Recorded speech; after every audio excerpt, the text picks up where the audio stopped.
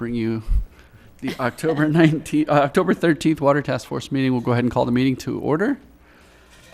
At this time, we'll open it up to public comment. Anybody from the public wishing to speak, please come forward.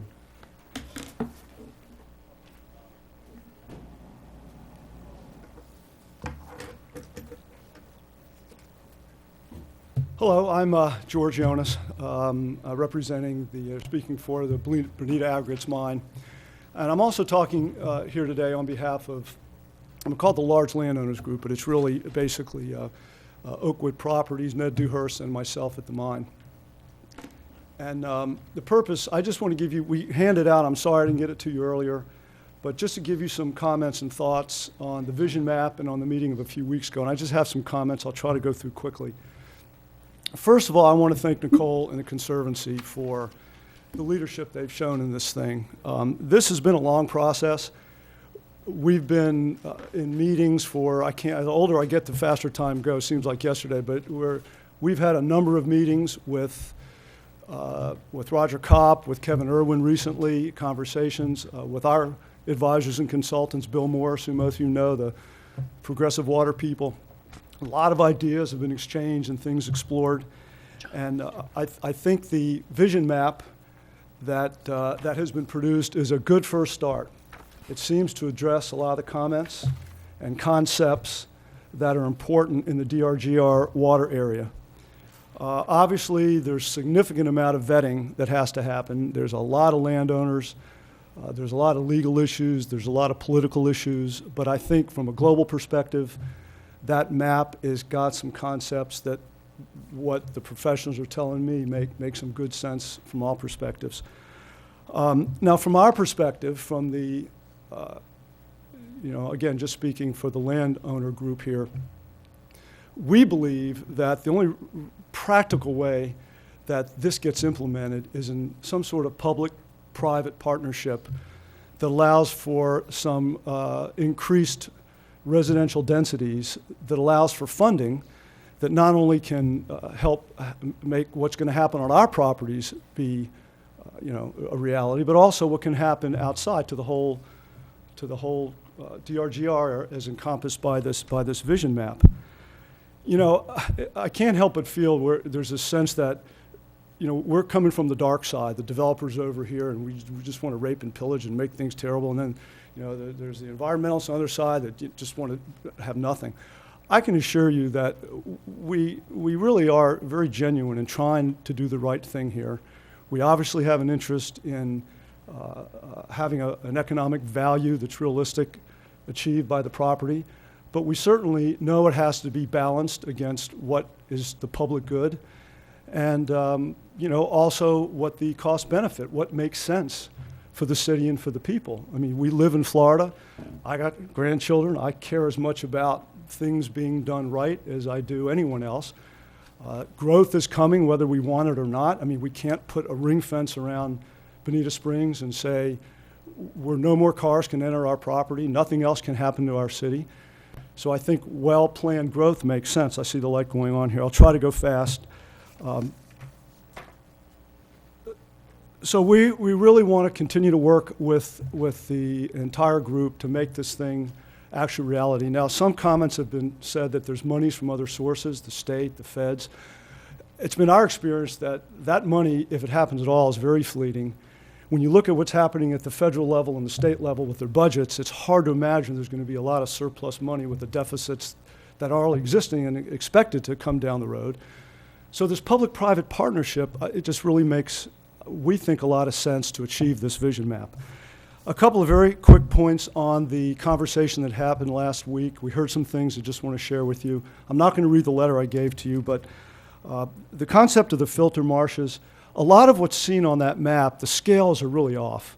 So when you see a big bubble, that at the end of the day, after the engineering and everything else, that those filter marshes are going to really need to be looked at in terms of their size, where shallow depth filter marshes can really be achieved practically. There was also a comment made about stilt homes. It's my understanding that where homes that are put on 10 acres, a home that's put on 10 acres that is not subject to the water district's regulations where that might be an applicable restriction to have. But for a reasonable scale residential development where you are coming under the jurisdiction of the South Florida Water Management District regulations, we don't think that kind of restriction makes sense at all. Low impact development standards, we think these are an important element, and we look forward to working with the team to help put those in place, and we're agreeable to help fund such a next step as that, is to develop these LIDs. I've already mentioned the funding aspect of things. It just seems like most positive things don't happen unless there is a true partnership. And I think this is a situation where we can do some good things if we work together. And that's it. So I thank you for your time, and appreciate it. Thanks, George. I think we're going to have one more copy of your handout. Okay.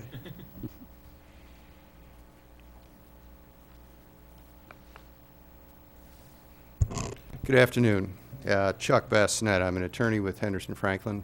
I'm here representing Kevin Stoneburner. Some of my comments, I'm afraid, won't be quite as positive as George's, but I guess the end result is probably the same. When we received a copy of the DRGR Water Vision Map that I've got in my hand here, quite frankly, we were taken aback, if you will. I mean, 2/3 of my client's property has been placed inside of what is called a filter marsh. I understand that in a number of places within this study you've said nothing's cast in concrete, we can change this, we can change the location, we can change the size.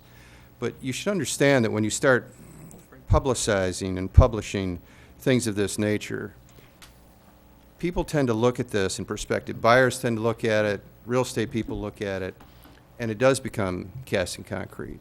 And so you can talk all you want to about this really doesn't mean anything yet. The fact of the matter is that as soon as you start putting it on the map, it does mean something. It does have an effect on value, and it's a problem. And so at this point, we're objecting to the way this has been done in terms of actually placing this on the map. If you look on page 7 of the report, number 11 on the what would be the right side of that picture, that's 2/3 of Kevin Stoneburner's property up there. My suggestion is that if you want to talk filter marshes, if you want to talk about this, then let's talk about them in a conceptual matter. But in terms of locations, in terms of sizes, I think it's too early in the process to start putting things on a map, because it does affect value. It is a problem, and certainly we would object to it. What I don't see in this report is any real discussion of density and what's going to happen to density. And as Mr. Jonas said up here before, I mean, if you want a partnership, then let's talk partnership. But this doesn't talk about a partnership. This talks about what you can do out there and really not do it in concert with the landowners. And I don't think that's going to work. So I guess in its simplest form, we've looked through this. We object to it. We're asking that you immediately take this filter marsh off our client's property. If you want to talk about it in the abstract, that's fine, but I would strongly object to you leaving it here the way it is today. Thank you very much for your time. Thank you, Chuck. Anyone else for public comment? All right, seeing none, we're going to move on to approval of the minutes from September 8th and September 29th. Everybody get a chance to look those over? Anyone have any comments or changes? Nicole? It shows, On which date? well, on both, actually. It shows Tori and I as absent. Oh, And Oh, I didn't even catch that. It does.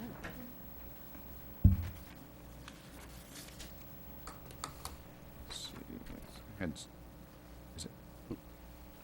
that it, Nicole? I've got a couple.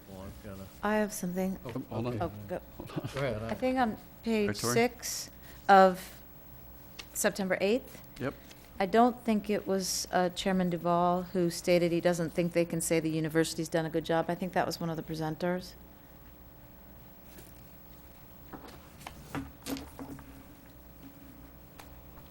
Oh, yeah, good point. I don't think that was me. No, it was one of the gentlemen from, I don't remember which one, but I was reading through that and I thought, no, you didn't say that. And then on page 7,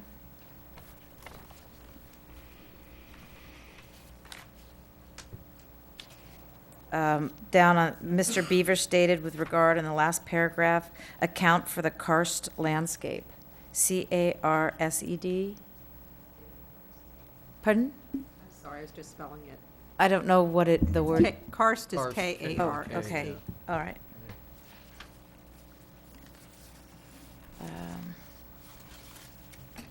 All right. Is that it? That's it. Ellen? Oh, there are a number of just very little ones on here, just for example. Again, September 8th, Oh, no, I'm on the 29th. 29th, okay. Colin, can you speak into the mic? Yeah. It's just very minor things on the 29th, page 2. The first full paragraph there, there's a sentence, agrees with water quality is the number concern. It obviously should have been the number 1 concern or some number in there, probably 1. That was deleted. And then the next paragraph down, it refers to a good road, a head, and it should be a head, not 2 separate words, a head. In the third paragraph down, there's a question mark missing, and then that's all the substantive stuff. I don't want to go through them all. Is that it? I'm done, yeah. Okay. Dennis? Let's see, real quick, on that same paragraph that Tori mentioned on page 6. On September 8th? Yeah, that would be President Merwin, I think, on that FGCU, on the fourth line. What is fourth? And then Oh, right. also on page 8, on the last paragraph there, where it talks about Committee Member Gilkey stated that the tax base now from that area, which is about 25% of the surface area, using which word, and then that last sentence in that paragraph where it allows them, it would be allows us or the city to have a total millage. Not them could be implied as Fort Myers. And then on the top of the next page 9, just the second line where it says additional sources, should be additional funding sources. Second line. Yep. And that's all I had. Dave or Fred? Anything? All right. Need a motion to approve them as revised? I'll make a motion to approve. Okay, Tori? Anyone want a second? Dennis? All those in favor of approving the revised meeting minutes from September 8th and September 29th? Aye. Any opposed?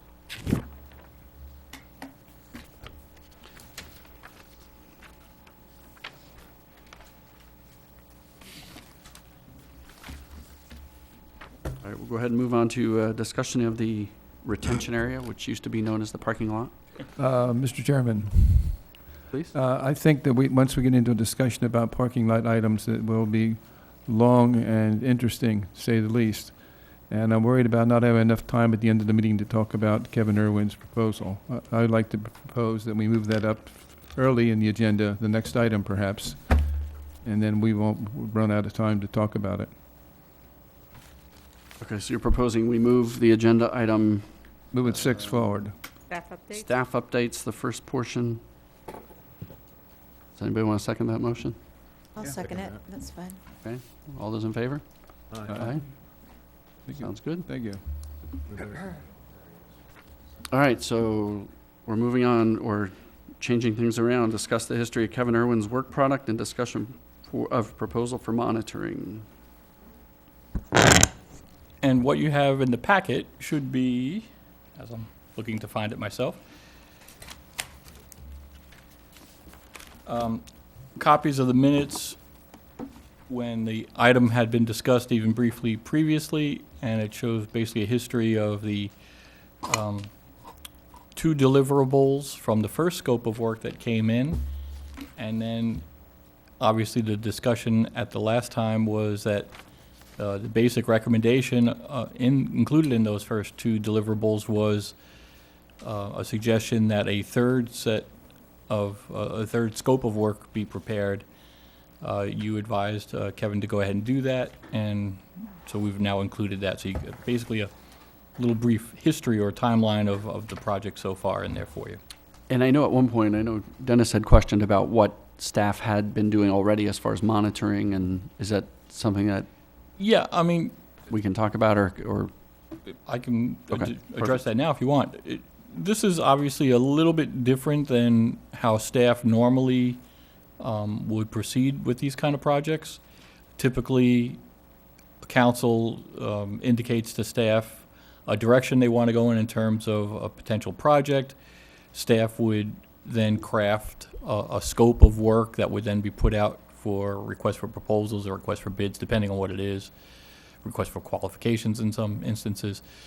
But basically, it would be a situation where staff would first evaluate what information we had, what information would be needed to fill in the blanks of whatever the project is, so we can move forward and give a recommendation to council, then go out for bid for somebody to come and do that for us. This obviously has been a little bit different in the sense that the projects and the scope of work have been supplied to us rather than something that we generate. So what I've done in the meantime is I've reached out to some of our partners, and by partners, the Water Management District, our own Public Works people, USGS, Lee County, so that I could get a better feel for a couple of different things. One is what data might already be out there, because frankly, I don't know that. What data might be collectible with whatever other projects are going on out there right now. What historical information might be available, so in other words, not current time collection, but what historic collection information might be out there. What studies might have had some similar scopes and or purpose, and then try to put that together with an understanding of which engineering firms, which people we have on call already, on contract lists already, and get a better feel for what a scope, a range of cost estimates might be. And then depending on what that is, obviously by our finance ordinance, it kind of directs me as to whether or not I can just rely on written quotes, verbal quotes, go out for actual bids or whatever. So, and I guess what I'm trying to say is that given that Kevin was directed by the task force to come back with detail on how he could accomplish what he sees as the next important step, I've been trying to go back and kind of backfill in what we normally would have done at a staff level originally before coming up with a scope. I haven't completed that. I have had some preliminary talks, initial talks, especially with the county folks. And I have to say at this point, I'm a little concerned because the more I learn about what is out there, I'm not necessarily convinced that we would need to go to this level of, I guess, not only detail, but intensity in terms of data collection going forward. What I'm told, at least, and what we're looking to verify at this point, is that there's quite a bit of this out there already, having already been done and still being done. So I would just advise that no matter what the task force decides to do with Kevin's proposal on the next step, staff's recommendation would be to allow us some more time to go back out and make sure we filled in all the blanks of A, what might not be out there already, B, what alternatives might be out there already in terms of people who are out there doing data collection maybe for different reasons. So there's a lot of money involved here. We'd like to just make sure we've done our homework in terms of making sure we're not duplicating something or doing something that would be redundant or possibly even totally unnecessary. And I think originally, if my memory serves me correctly, after the second scope of work, and Kevin was suggesting monitoring might be an area where we want to consider, I think we suggested, hey, tell us what that might look like. I don't know if we were necessarily looking for a full scope of work, but certainly a general overview, which I think he's provided probably even more detail than we asked, but it's great. I mean, it's good. And as to know. also along those lines, what you had handed out to you, you found on your desk today, is additional information just came in from Kevin earlier today. It's basically the same information that was provided in your packet, although I think in a little bit greater detail, greater breakdown on some of the cost estimates, who would be doing what and for what amount. Kevin can speak to that, obviously, if you need him to. Right. Okay, great. John, when you say that you need additional time to figure out who's doing what monitoring and where the gaps might be, how long do you think that's going to take? Because we're kind of running down to the end of our time. Is that something that you would have by the next meeting? Honestly, probably not. Your next meeting is only two weeks away. For example, we met with county staff, and they showed us and shared with us information from about 3 different studies that are not referenced in Kevin's material, that, at least from their perspective, go a long way to filling in some of the blanks already. Obviously, we would want to test that and see if that information is correct and usable.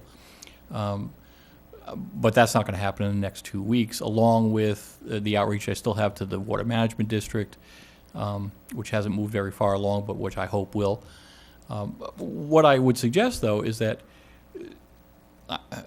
assuming that the task force would be open to a suggestion like this, is that make whatever recommendations you want, but within that recommendation, build in, some allowing staff time to confirm the need for X, or however you want to word it. But in other words, I don't think it necessarily has to preclude you guys from making a recommendation, as long as we allow some provision for us to make sure or confirm that A, the material isn't out there already, the data isn't out there already, isn't already collectible in some other form, or all the things that we normally would do before we ask somebody to start producing a product for us.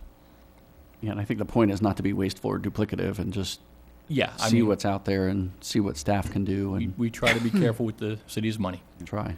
Yeah, thank I you. had given Dennis? to John an email in August on what I thought was maybe things that should be considered. John, you have this on the record. It's in our packet. That for the water monitoring proposal, I think this was before Kevin had put his proposal together, but I counted 9 different potential sources of monitoring that is done now. Maybe there's more, but that we should at least know what we have, like you were saying, John, out there to see where we go, not only for water quantity, but quality and water resources. So the other thing I would say is it's with the 50 stations, they seem to be geared toward, and I assume we're going to hear from Kevin, but I don't want to, they seem to be geared toward the proposed or potential proposed restoration areas, which, as I mentioned, are about 1,000 acres of private lands. There seems to be most of the outfalls across 75 covered, but not all of them. And also, none of the pumped areas seem to be covered, or the mine at all. So it seems that it doesn't quite fit. If this task force votes to do a vision plan like the Conservancy had proposed, then it doesn't seem to jive real well with that vision plan, in my view. One of the issues that I had with it is particularly in the south portion. Again, a lot of these are on privately owned land that I wonder what the owners of the land will take in that, okay, well, if this is more suitable for filter marsh, or this is more suitable for such and such, it's privately owned land. We have no control over that option. So I also have a problem with the fact that South Water Management has not done their work. They have not completed their work on the east side of this. And so whatever information we would collect in this area is going to be hopefully altered by the removal of the ditches and the kind of work that Water Management is. We just ask them to petition for the money to do that work. So until that work's done, I'm not against data collection at all. I'm just wondering about the amount and the scope and the cost, and how relevant it will be if and when that work is done in the next couple of years, hopefully very soon. So that's just. Mr. Chairman, Dave? Go ahead. I'm concerned about us maintaining appropriate momentum. I would like us, if we finish up by the December of this year, that we leave the follow-on work clearly defined, clearly oriented, so that the city staff can pick up the ball and can get the touchdown. But if I look at our budget for the capital improvement program, as I pointed out before, for 2014, 2015, there's $1 million there. All right, if we don't use it, I mean, somebody's going to put their fingers in the pie and get the plums, and they'll find sufficient money to fund their projects, whereas we don't want to be tardy with trying to request appropriate funds for this effort. And I wanted to thank Kevin for the detailed proposal, much more than I expected we would ever see. Maybe you should have given us less, Kevin, it'd been easier. But I hope we can keep maintain the momentum and strongly support this work, because it's really oriented in the game to the density. We keep talking about density and arguing all this. Well, he's trying to give us a damn model that we can go model things and find out about whether density here or density there is where we should be going. It seems patently obvious we need to bring it on that horse and get the job done. Audrey has a comment. Right. If you recall, I think it was Chairman Duvall, you might not know about this because this was at meetings prior to you coming on board. I discussed with this entity the fact that Florida statute section 287.055 does require competitive solicitation. Now, what was done was the amount of that study was reduced, so it was below the threshold requiring competitive solicitation. At this time, I mean, you can vote however you want, but I will be telling City Council that they would be violating the state statute, which in order, if they continue to do a change order to increase the dollar amount to the point that competitive solicitation is required, you can, like I said, you can vote on it, but at the same time, I mean, there are a lot of other people out there that do provide monitoring services that probably would like to be considered for the work or the scope of the work entertained, and that is a statutory requirement. And if the city violates the statute, it could invalidate that contract. Right. Well, thanks, Audrey. And I don't know if we're really in a position yet. I mean, I think we can be in a position to say monitoring is important, and in particular locations might be more important than others. But I think we probably need to hear more, study more about this, and determine where it would be appropriate. And I think that's kind of the role for staff to know. I would be more than happy to support monitoring. I mean, Cullen made the comment at the last meeting how quick the water was running down Bonita Grand and East Terry, and I drove out after our meeting at the fire station and looked, and it was whipping. And the water coming out over the Kiel Canal, over the weir there. Obviously the weir is monitored, but those culverts, just to have a staff gauge in there and study that once a week would probably be good information over the course of time. But I don't know about, all the wells, and I mean, this is incredibly detailed, probably more than what we were looking for. I don't know if we're really in a position to vote on a scope of work without defining it. I tend to agree with John that we would generally try to figure out what we need, how we need it, and then go out to bid. So I'd like to make a couple comments. I think one of the things that I've gotten in some discussions with Kevin is, I think some of them were at the workshop, was it's what's real important that this data that we're going to get is for one continuous year, not 3 months from here and 6 months over there and all that. The other thing that as I understood it, some of these projects that are in this water vision map, whatever you want to call it, that a lot of that land that you're proposing to rehydrate already has water on it in the rainy seasons. When you rehydrate property that's already got water on it in the rainy season, what you're doing is diminishing the capacity of that land to take the additional sheet flow that's coming in here anyway. I asked Kevin about that, and he said that would all be determined as to whether it was feasible or not by the ground proofing that would be done on that property and that immediate surrounding area.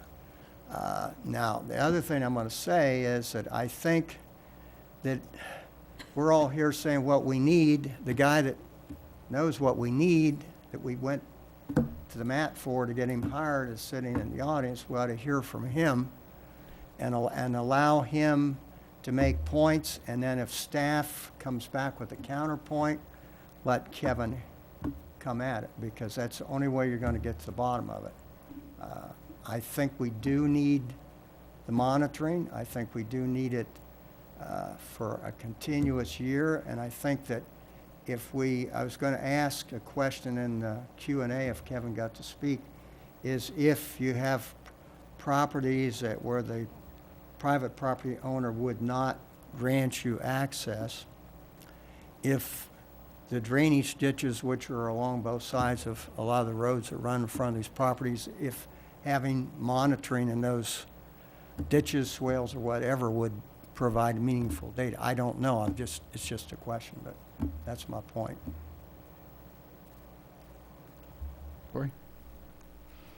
Well, I guess I can ask Kevin about this too, but if I have a parcel of my land that I have spent a lot of money filling and building up so that I can have my arena on it, for example, it has to be higher so that I'm not riding in the ring.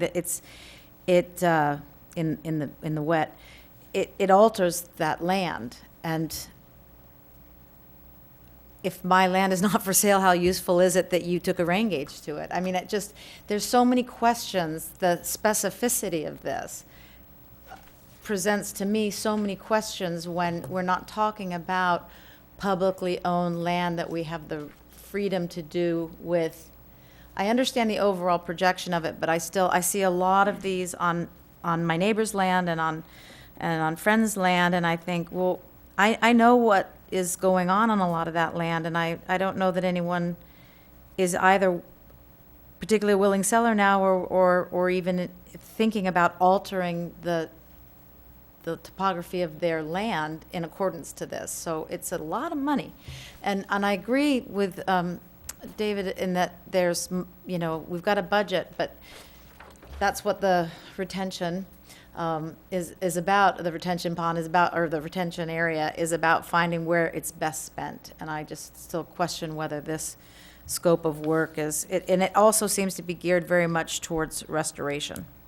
And I need to state that too. Nicole? Well, I think that certainly when the Conservancy was looking at our mapping process, it became abundantly clear that until you knew what the water was doing, not just on the surface, but subsurface, you weren't going to be able to say definitively, this is what needs to happen here, there, or somewhere else. Just looking at what could happen on the publicly owned lands, you're still going to need to understand what's going on the private lands to ensure that there isn't a negative impact to those landowners, because you want to get that subsurface water to be a little bit higher. You don't want it shunted out so quickly in the summertime. You want to be able to keep water there in the wintertime. So I think that everything really is predicated on finding out what's going on subsurface. If other entities are doing that type of work, then I think that's great. We can use that, see the gaps that need to be filled, and go on from there. But I guess I had hoped when we started our process that we would really have an action plan for council to hit the ground running, and it seems to me that council isn't going to be able to move very fast on anything because everything really is tied to understanding this subsurface water modeling. So I think that I'm not sure that council is going to be terribly happy with that, but I can't see how really any of these project level recommendations can move forward without truly understanding what's going on below the surface, which is why I was hoping that we could, at the next meeting, have a better idea of what agencies are already out there monitoring.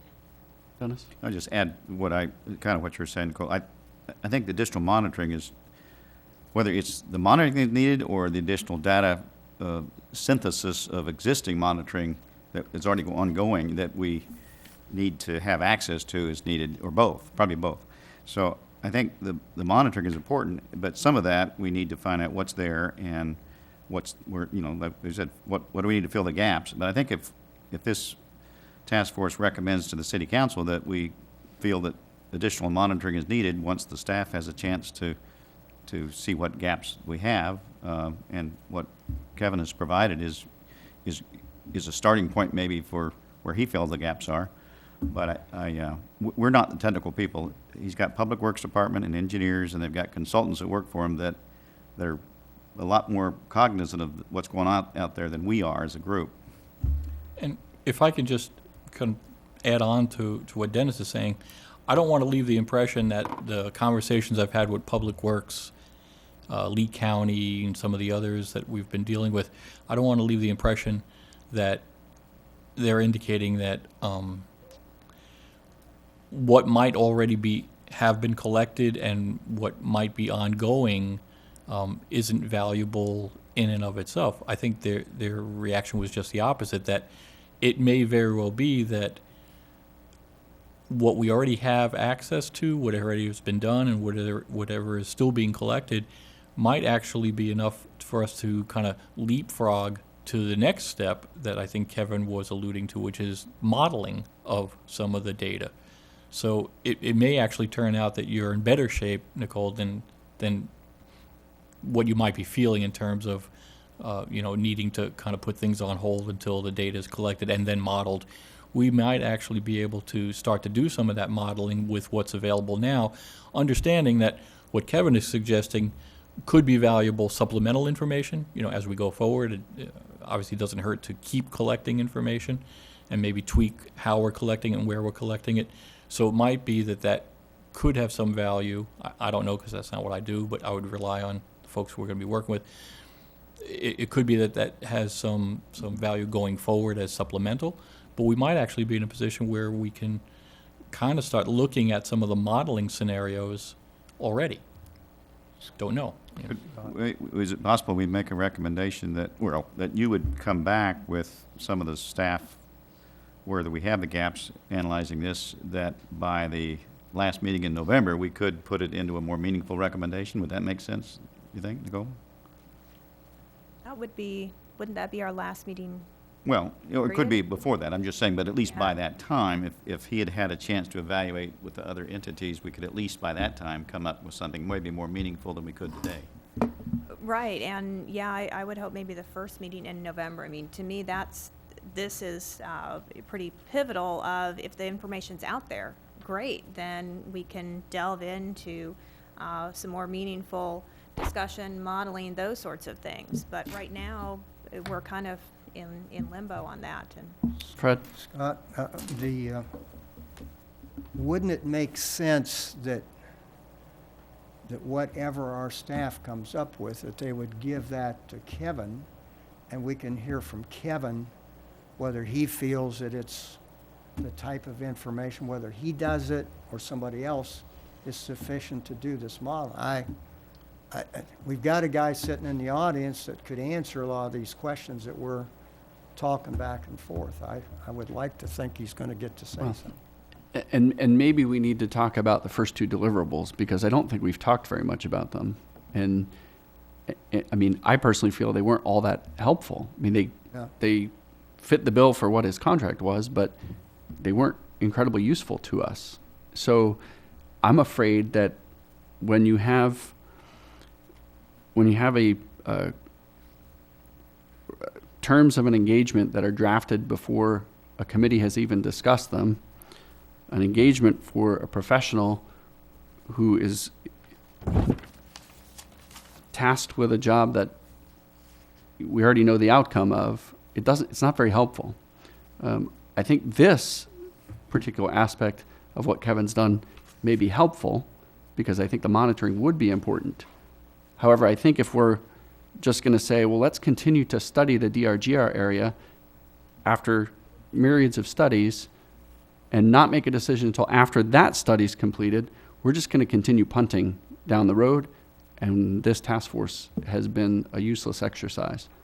I'm not willing to spend 8 months of my life doing this and then come up at the end of the day saying, sorry, we really don't have anything because we need to study this for another year before we come up with any more decisions. I just think that sends the wrong message. I think what we could do is say the task force feels that monitoring or increased monitoring is important so that we can understand the how much water is on a particular property or in a particular ditch at a particular time, monitor it over the course of years, and adjust maybe some of the policies and procedures we come up with in the meantime and projects for the future. I think if we fail to come up with anything immediate, there's no relevance to this committee.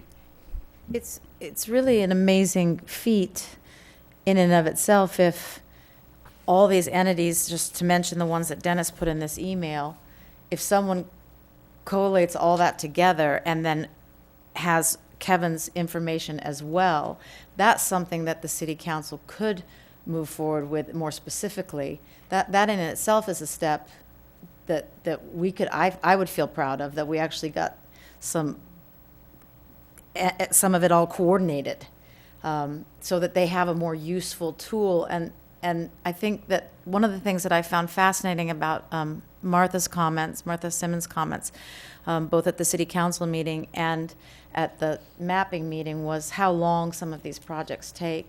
And if there's a certain funding and they decide to do such 3 projects, the present city council members may not even still be serving when the next group comes along, and they would still have a usable product. And I think that's something that looks even further than just the present sitting city council.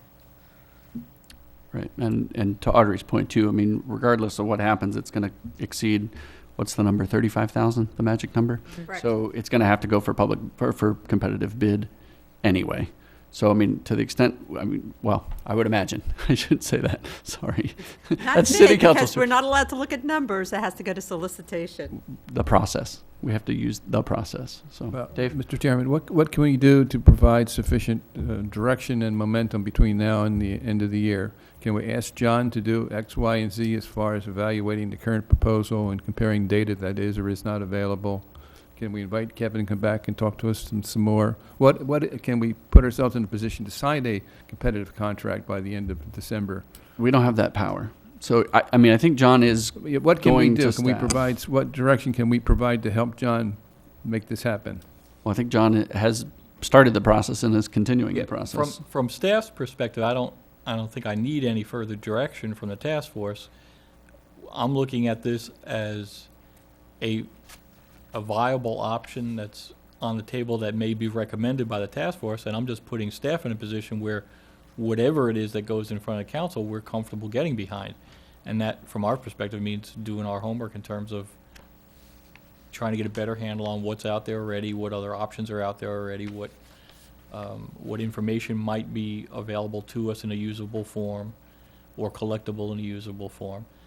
And then, depending on what that boils down to and what council ultimately decides to tell us to do, direction, then that's where what Audrey's saying kicks in. That might mean going out for a competitive bid. How long does it take to go out to competitive bidding? Can we do that within a month or a couple of weeks, or do we have to That's take not our role, multi- Dave. That's not our Well, I role. want to be in a position by the end of, or middle of December, that we That- can provide We would need support direction for- from the city council to be doing that. As they did, for example, when they gave direction to spend dollars from the task force to hire Irwin for deliverables 1 and 2. Again, that was council direction, so I would still need that. There's 2 things I think Dennis? we can do. One of them is we can make it, or some semblance of the monitoring a parking lot item, which I don't think it is yet, so that's kind of a pre-recommendation thing that we at least have on the parking lot list to do. And then second of all, it seems that we can, once we get input back from staff, if it is the first meeting in November, we can still break out a separate recommendation then, I would think, to the city council. I mean, there's nothing that says we. I want us to have something productive at the end of our term.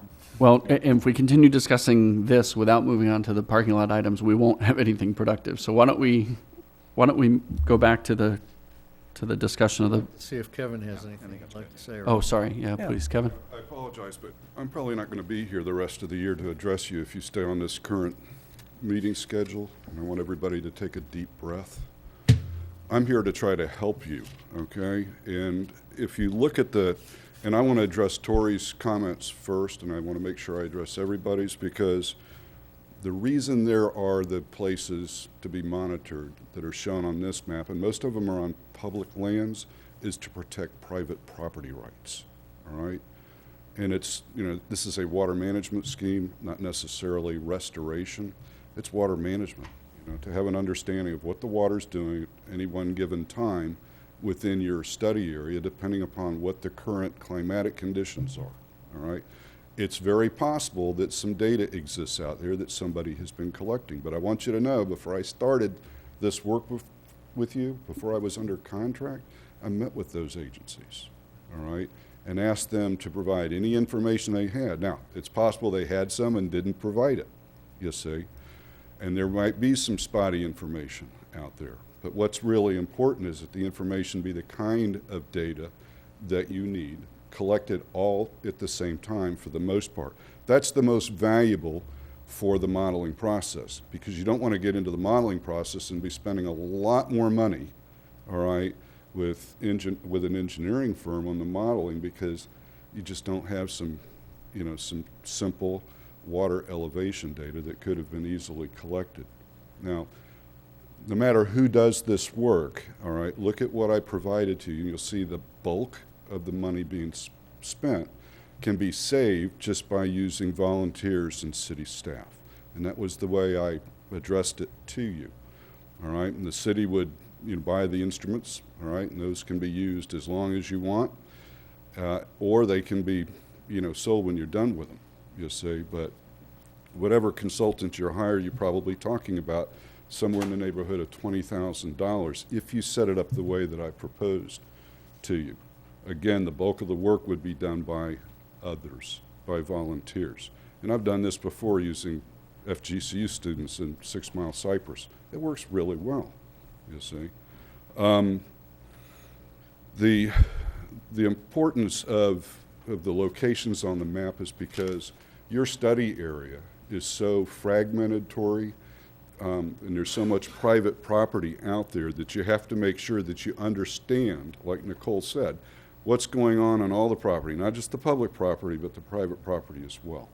And most of the locations on what I gave to you are on public lands. There's a few on private lands in the north, just on the south side of Edison Farms there, because it's just so critical there that whoever owns that property try to cooperate with us by allowing some monitoring to be done there. Because when you start to manage the water, you have to make sure that you don't adversely impact some private property owner. If you were to go through with any kind of a project in the study area, the city would have to go through a permitting process with the Corps of Engineers and the South Florida Water Management District, you see. And that is always one of their primary concerns, is not just what's going to happen on your property, but on somebody else's property. So believe me, a lot of thought went into this before I gave it to you, you see. And I pared it down about as much as I felt comfortable with, knowing that my primary responsibility is to protect the city as my client, all right? And secondarily to, you know, the citizens within the city of Bonita Springs, so that whatever it is the city decides to move forward with, you do so in a very transparent, you know, way that protects the, you know, the property rights of the citizens within this area. This is cheap data, all right? It's staff gauges and it's piezometers, shallow wells. Almost no government agencies collect that kind of information. Here and elsewhere, they're looking at their well fields, they're looking at the impact of a road project, what they have to do to design the culverts and elevations for passing water under a road. That's all really important data, and that's information that surely will be helpful in the modeling process. Like I told you a long time ago, you have more information on your infrastructure than most people, you see, and that's what the engineers will use. What they need beyond that is real data, real-time data on what the water is actually doing, you see. And, you know, when it stops raining out here, you can see how fast that water draws down. And to know the causes behind that and where you can actually put more water on the landscape without adversely impacting somebody is critical. Y'all are very, very lucky. I've done a couple of these things, probably a couple dozen of these things around the world, maybe twice that many. You're really lucky. You know why? Because most of the most important land within your study area is already in public ownership. The vast majority of these things that I do, it's just the opposite. And they're really contentious when you have to start going to people and talking to them about their land and the critical role it plays. And right away you start talking about, all right, what is my land worth for me to be able to provide those services to the public. So you're really blessed that, you know, the opposite is true for you. So those state-owned properties or the county-owned properties, you know, within the study area, it's just a matter of really focusing on those. And when I addressed you in the middle of August, and staff has known about this since the middle of August, and I understand what you're trying to do by shopping this around, all right, but could have done that 2 months ago. And I did it prior to that, you see, just to flush out anything that was out there. The scope that I gave you, again, no matter who does it, the very first thing on that scope is, again, meeting with those agencies, sitting down with all the parties that could possibly have information, but also seeing if they'll belly up to the bar, so to speak, and make a contribution to your effort, you see, because 2020 owns a lot of that property in there, okay? It's 2020 properties are, in part, you know, having the issues with regard to over drainage. They could be storing perhaps more water than they do currently, which would add a lot of net value to the land in the study area that's already in public ownership And before some of even- them, they're begging for more water. Yes, and it's a matter of being able to know how to get the water there, how much to accept, to what extent you can make those kind of modifications without adversely impacting private property owners, you see. You know, and you're entitled to your own opinion about that work that I gave you, you see, but it gets you to focus on the areas that I believe are truly important for future water management within the DRGR. And for the most part, it doesn't include private property, which is a very, very important fact to recognize, because it allows you as a governing body and the ones that you're responsible to, the city council, to make some very quick decisions, all right, that should have minimal, well, no negative impact on the public within the study area, and in fact, a positive impact on them. Because if you go forward with future development in the study area and you don't have that decision-making tool I'm talking about, then the public's at risk. The private property owners are at risk, because then you're doing things on a piecemeal basis, not knowing what the ramifications are of each and every one of those individual, you know, decisions. So I'm more than, you know, willing and anxious to answer any of your questions while I'm here. Like I said, you don't have many meetings left, and the remainder of your meetings, I'm gone. It just happens to work out that way, so. I have a question. If you collect data for, if anyone were to collect data for a year out there, I understood from some of the meetings, the presentations that we had earlier on, that depending on when the water falls, how much of it falls, on what area, some years we get more in Fort Myers, some years we get more in Naples, one side or the other, that affects the flow, and that some of the reasons for 95 were, I think they use an example that they marked some water up by Lake Trafford, and then one year it went one way and one year it goes another. So if you're looking at collecting data, in this proposal of yours is for 12 months. That's still that 1 year. I mean, obviously anything's better than nothing, but I just want you to address that, if you would. Sure, a good point. More is usually better than little, but in this case, over an annual cycle is important because it covers both the wet and the dry season. And the antecedent conditions in the dry season is as important as the wet season conditions, because depending upon how dry it gets and how low that groundwater table gets, it takes the response to refilling that void takes longer. And you know that when we come off of a really tough dry season or several years of droughts, and then it finally starts to rain, you just sit there and you wait and wait and wait for the water table to respond, and it takes, you know, a longer period of time to do that. But what I'm telling you or asking you to do here, all right, is to look at what the water's doing in response to real-time conditions, in response to rainfall. That's why rain gauges are put out in your study area. That's why I pleaded with you, work with the county, because where does this massive water, you know, come from? It comes from the Lee County DR GR. So if you're working in tandem with the county, you see, then you'll really start to get some meaningful information to help you better plan for this. Right, thing. but just this year in itself is so unique in that we've got all this rain and yet no hurricanes. So that changes the flow out there. I mean, this is a very unique year in and of itself. And for the 20 years I've been here, which isn't a whole lifetime, but it's very different. And it depends on whether the hurricanes come early in the season or if we get 3 of them back to back late in the season. So that, You're exactly right, and you're helping me make a case why I'm telling you you need to have a decision-making tool, why you need to have a model in place that you can run these future scenarios. Because if you calibrate that model with good existing conditions data, then you can forecast that hurricane. right, I'm not questioning the data collecting and or the modeling, the need of the modeling. I'm questioning 1 year at this expense. That's what I'm questioning. Well, if you did 6 months, that would be better than no months, all right? Anyone else have any questions? Thank you. Thanks, Kevin. Oh, excuse me, one question. Kevin, you're going to be physically out of town, or is it the Monday afternoon that's the problem? No, I think I'm actually working out of town or out of the country. So you're at arm's length.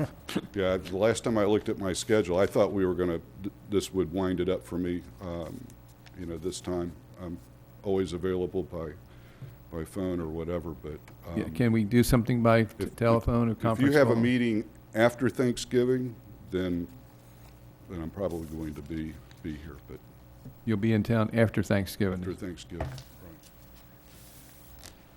Thanks, Kevin. I'm sorry. Chairman, may I speak for a moment? How about we wait until public comment, which is going to be, I don't want Kevin to leave. well, you're welcome to talk to him. Well, 6 months is, I'm sorry. if you put the. I'm sorry. I know, you can cut me off all you want. Well, If you put I'm the, sorry. the wells and the monitoring in, you can carry it sorry. on for more than 1 year. Lovely. All right, any further discussion of Kevin Irwin, or are we going to actually move on to Yeah, retention issues? I Retention think item. we need to get this resolved, and I think really we were the ones that were picked, good, bad, or indifferent, for this task force. And it's we that have got to make the decision. And I think that we've kicked this thing down the road. We're not ready. We're going to bring it up. We're going to bring it up.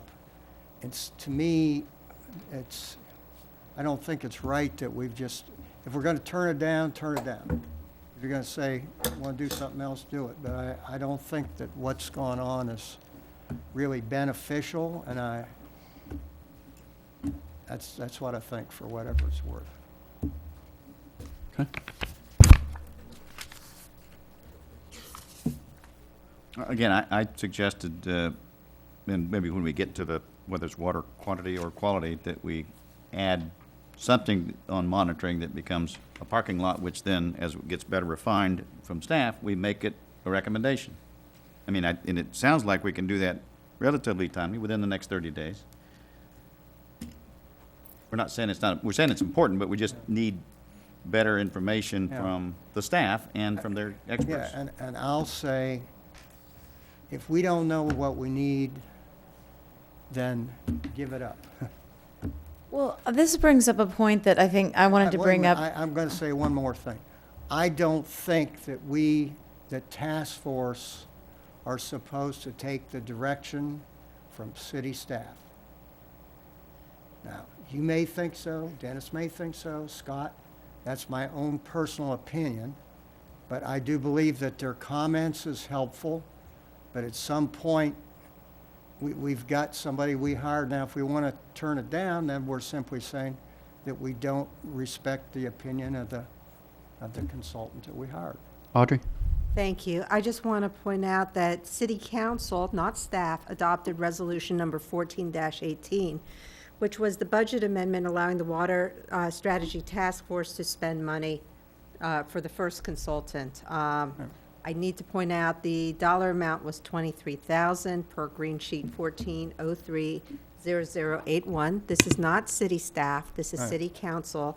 And any act, if this group wanted to say, okay, we want an endless budget, and council wanted to give you that endless budget, that is something that is doable, but it's something that would take an act of city council to do so. If you wish to give a recommendation to city council that you wish to not follow state law, you wish to have an additional budget to change the dollar amount, and you want to immediately hire, that could be this group's recommendation, but I think a more appropriate legal, fiscally solvent recommendation would be something to the effect of what I believe Mr. Gilkey had recommended, I'm not sure, Mrs. Johnson, as far as having, recommendation to have monitoring.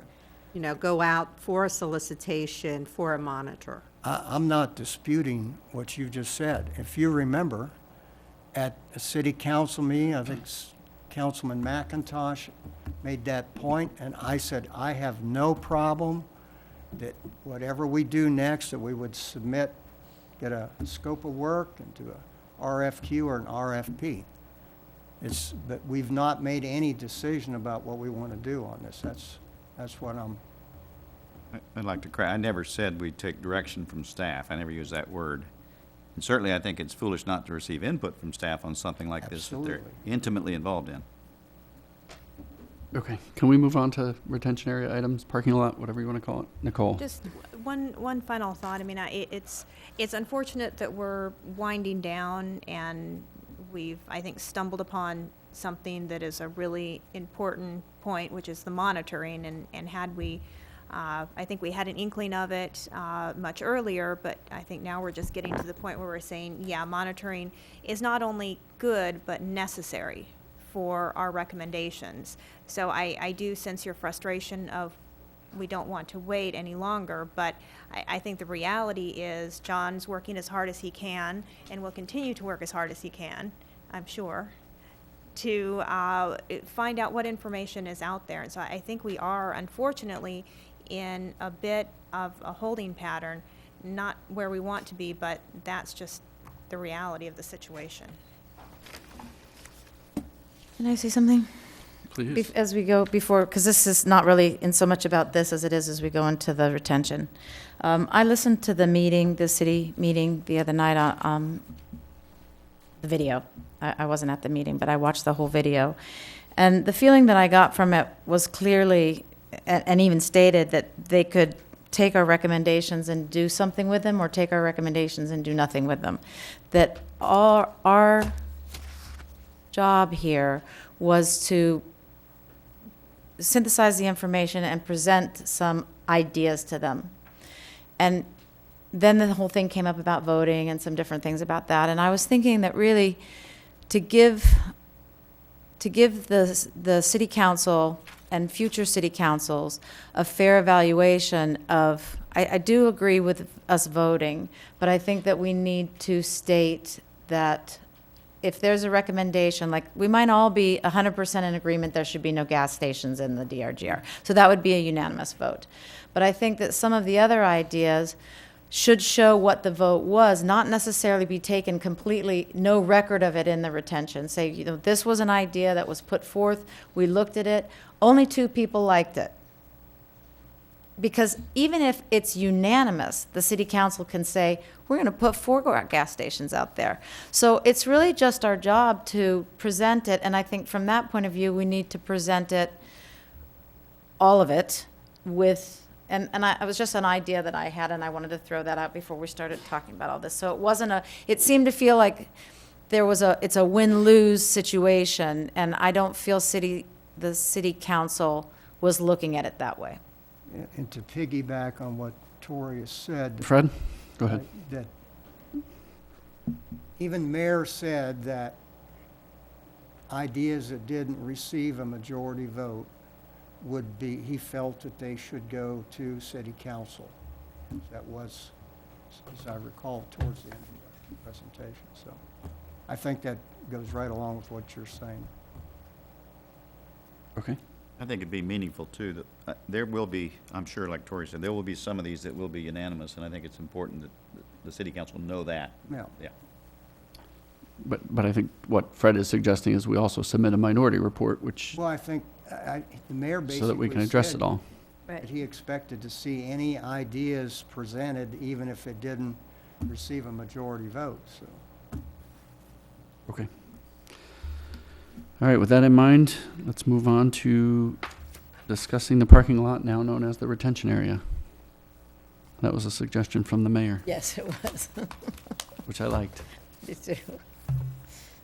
And I think the best way to do this is to just go down the line, start with water quality, quantity, since that's the first you've got in order. Let's just go down the line. My suggestion would be, if it's gonna be a lengthy discussion and more involved, maybe we table that one for another meeting. But in the meantime, if we can put as many of these into the approved category as possible, the better. Sounds like a good idea? Yep. I'll jump in. My basic problem is this statement is very confusing. Okay, so this is water Water quantity quality, number one. We got 10%, we got 1.5 inches, we got 150%, we got 165%. Right. Well, Where's understand, ground truth in this information? well, it's not a ground truthing issue. This is in relation to how much a site is required to retain of rainwater. And so I think the general standard is 1 inch. It's In the- ac- it's- I'm sorry, Fred. I can I'm give sorry. it to, if you want, I'll give it to you exactly. 1 inch for South Florida Water Management. City of Bonita Springs, as of about 9 years ago, has made 1.5 inches instead of the 1 as for Bonita Springs. The proposal I just made was buck it up to 2.5, only in the immediate DRGR land and anything that might be trying to be developed. It was formerly known as a DRGR land.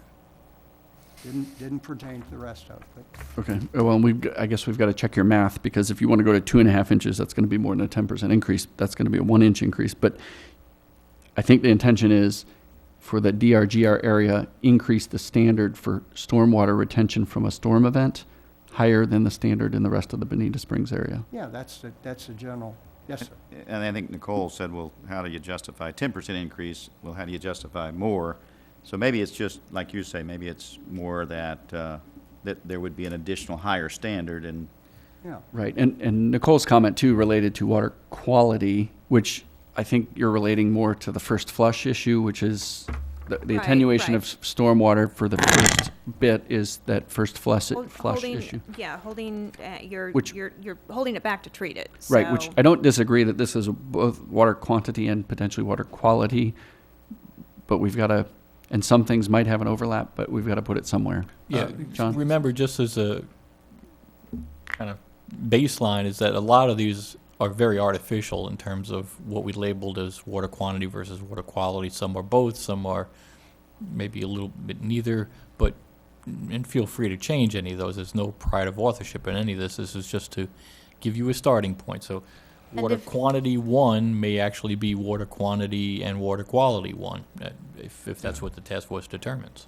Or if it's too confusing to put it in 2, just leave it in 1. Just leave it in and- 1, right? And if it gets done, it gets done, and it has benefits for both. So. Tori? If in the wording of it, it would be helpful to say, at least 10% over, or, and then, obviously, once city council comes to determine Or this, staff. or, then they would have to go to staff, and engineers would be involved, and then they would make the final decision, but we could make it that little bit more at least. I'm arguing it's not clear when I got 4 different numbers here in 2 different lines, talking about percentages and 1.5, 2.5, 150%, 165%.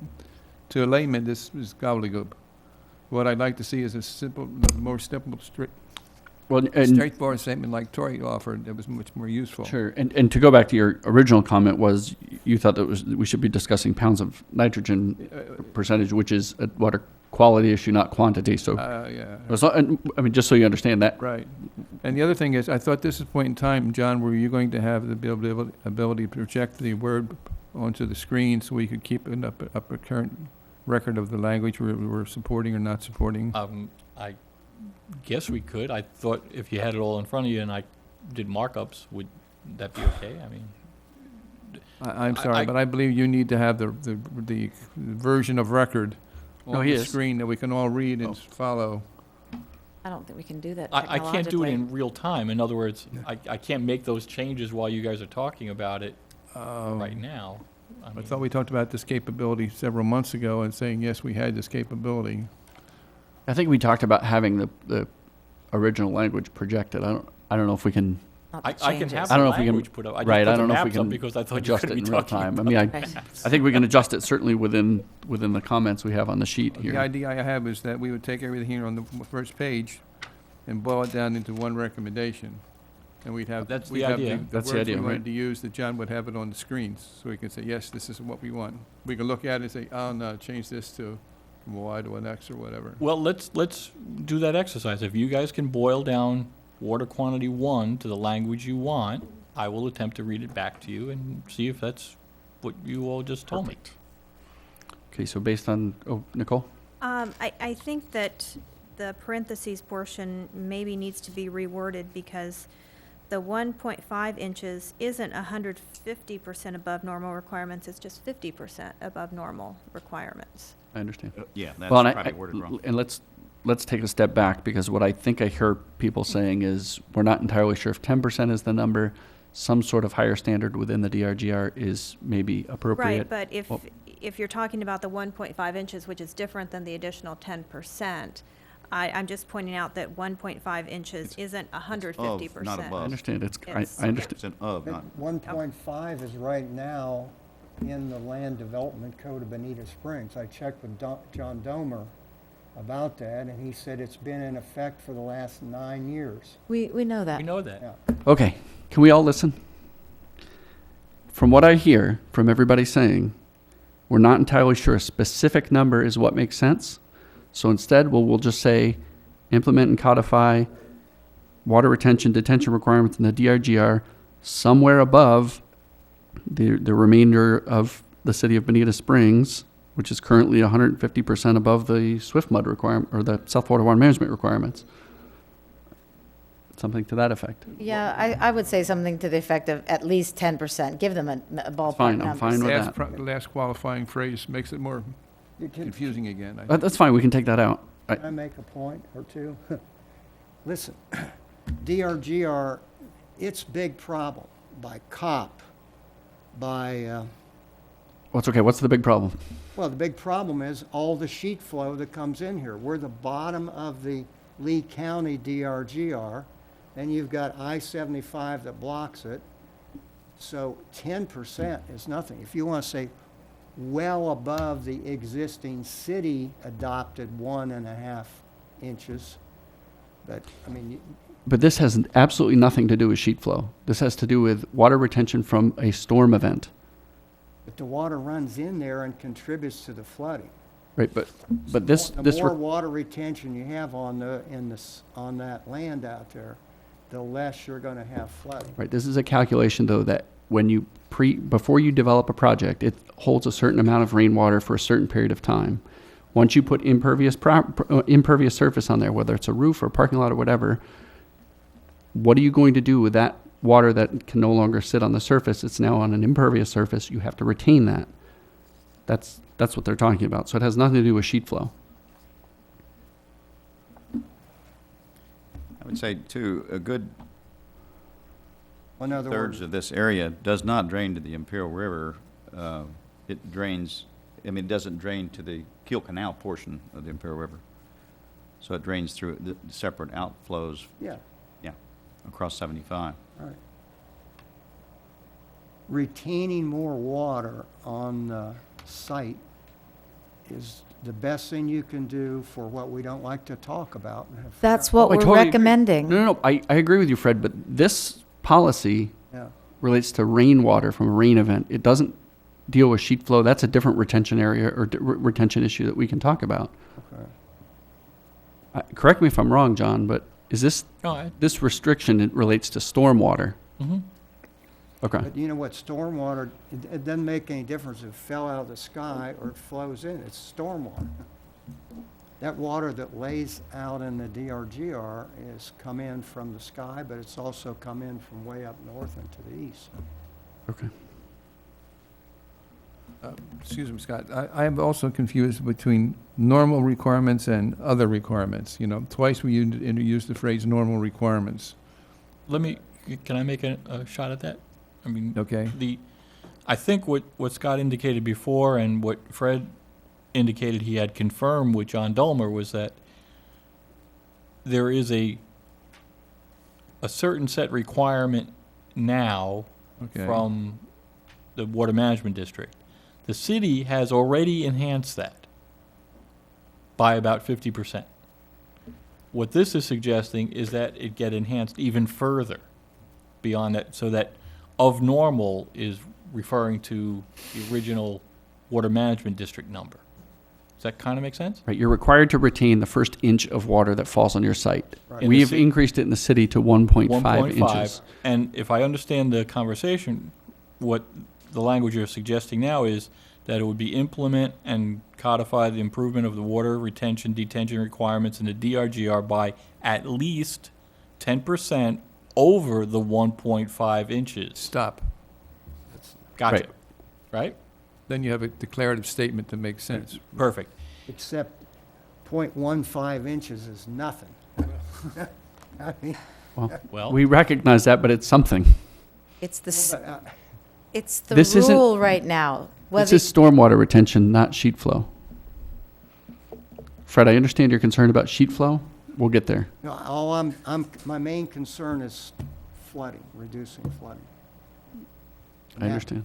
And the city works, people might come back and say, hey, increase it to 2 inches, increase it to 3 inches, double it. right. we're saying at least 10% over. Well, I'd like to hear what a Roger Kopp and a Well, the Kevin- city will ask them that. The city. I the- did ask them No, that. but the city council will ask them that. When they discuss this after we recommend it, they'll ask and they'll get a number and they'll make it a rule. And then it'll be done. But we can't make that rule. We can't make that law, that code. No, It's we up can to ma- them. We just make a recommendation and then they'll look at it. We could make the recommendation, but I wouldn't feel bad if you'd say, get the consensus of Irwin, Kopp, those type of. All right, how about, Yeah, sorry, go ahead. Dennis. Just, you can overkill each one of these and end up with an infeasible set of recommendations. Don't forget, we're going to have low-impact development, we're going to have additional conveyance issues and additional water quality recommendations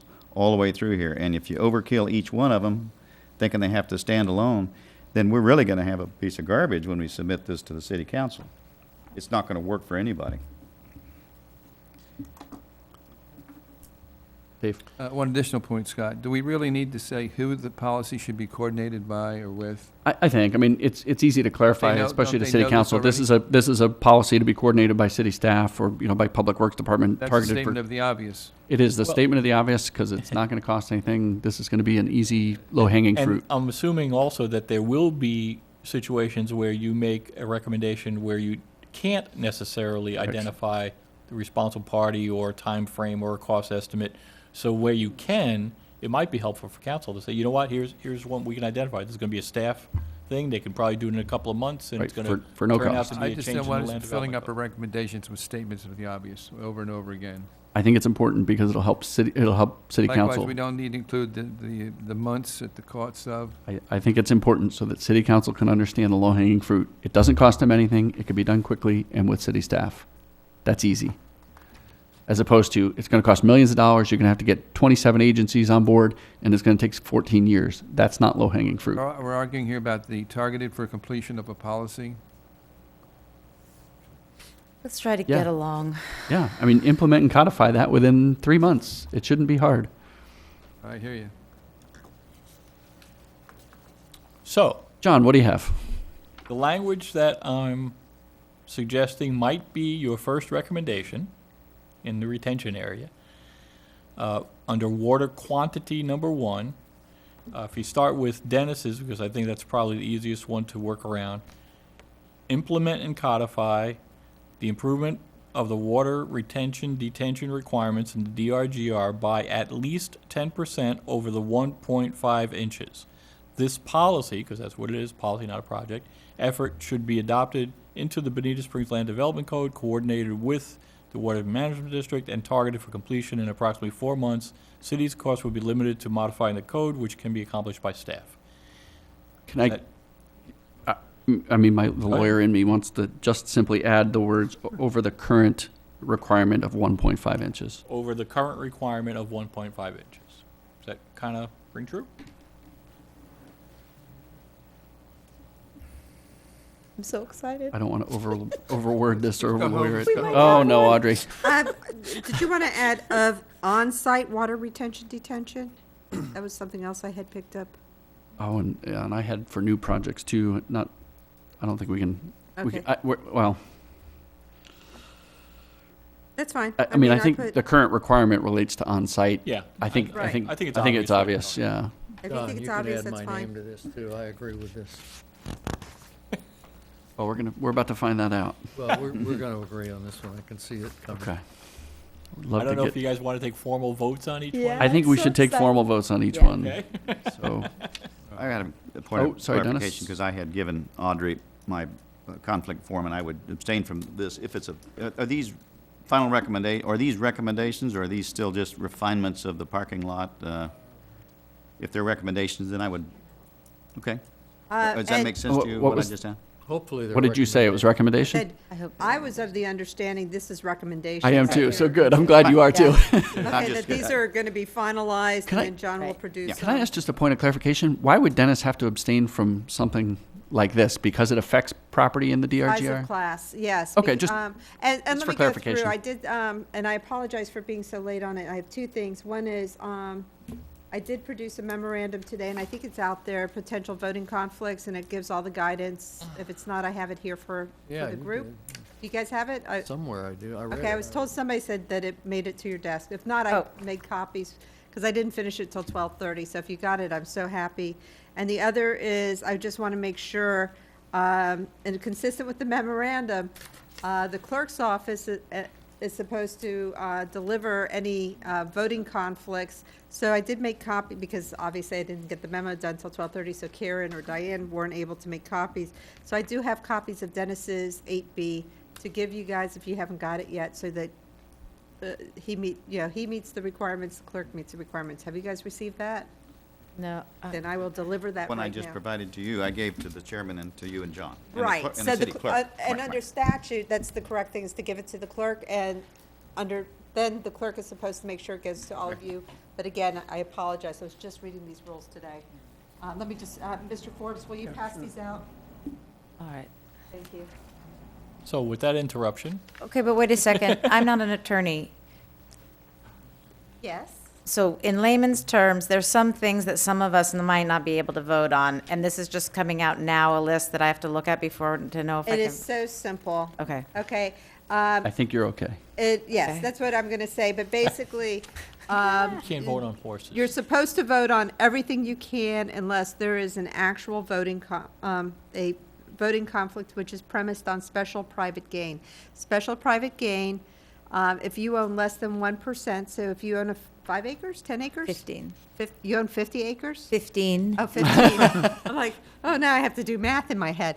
15 acres, I believe, is still under 1% of the 5,500 Okay. acres. I can do that much of math. 50, I was going to start having a little heart attack there. Okay. Yeah. I was going to maybe have to start counting inches, or counting acreage. But you're fine.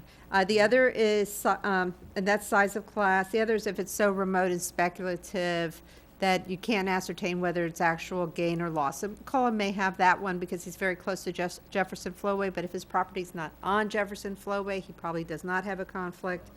There was one called preliminary and procedural. It was something I discussed today with Commission on Ethics, but I'd be very careful about that.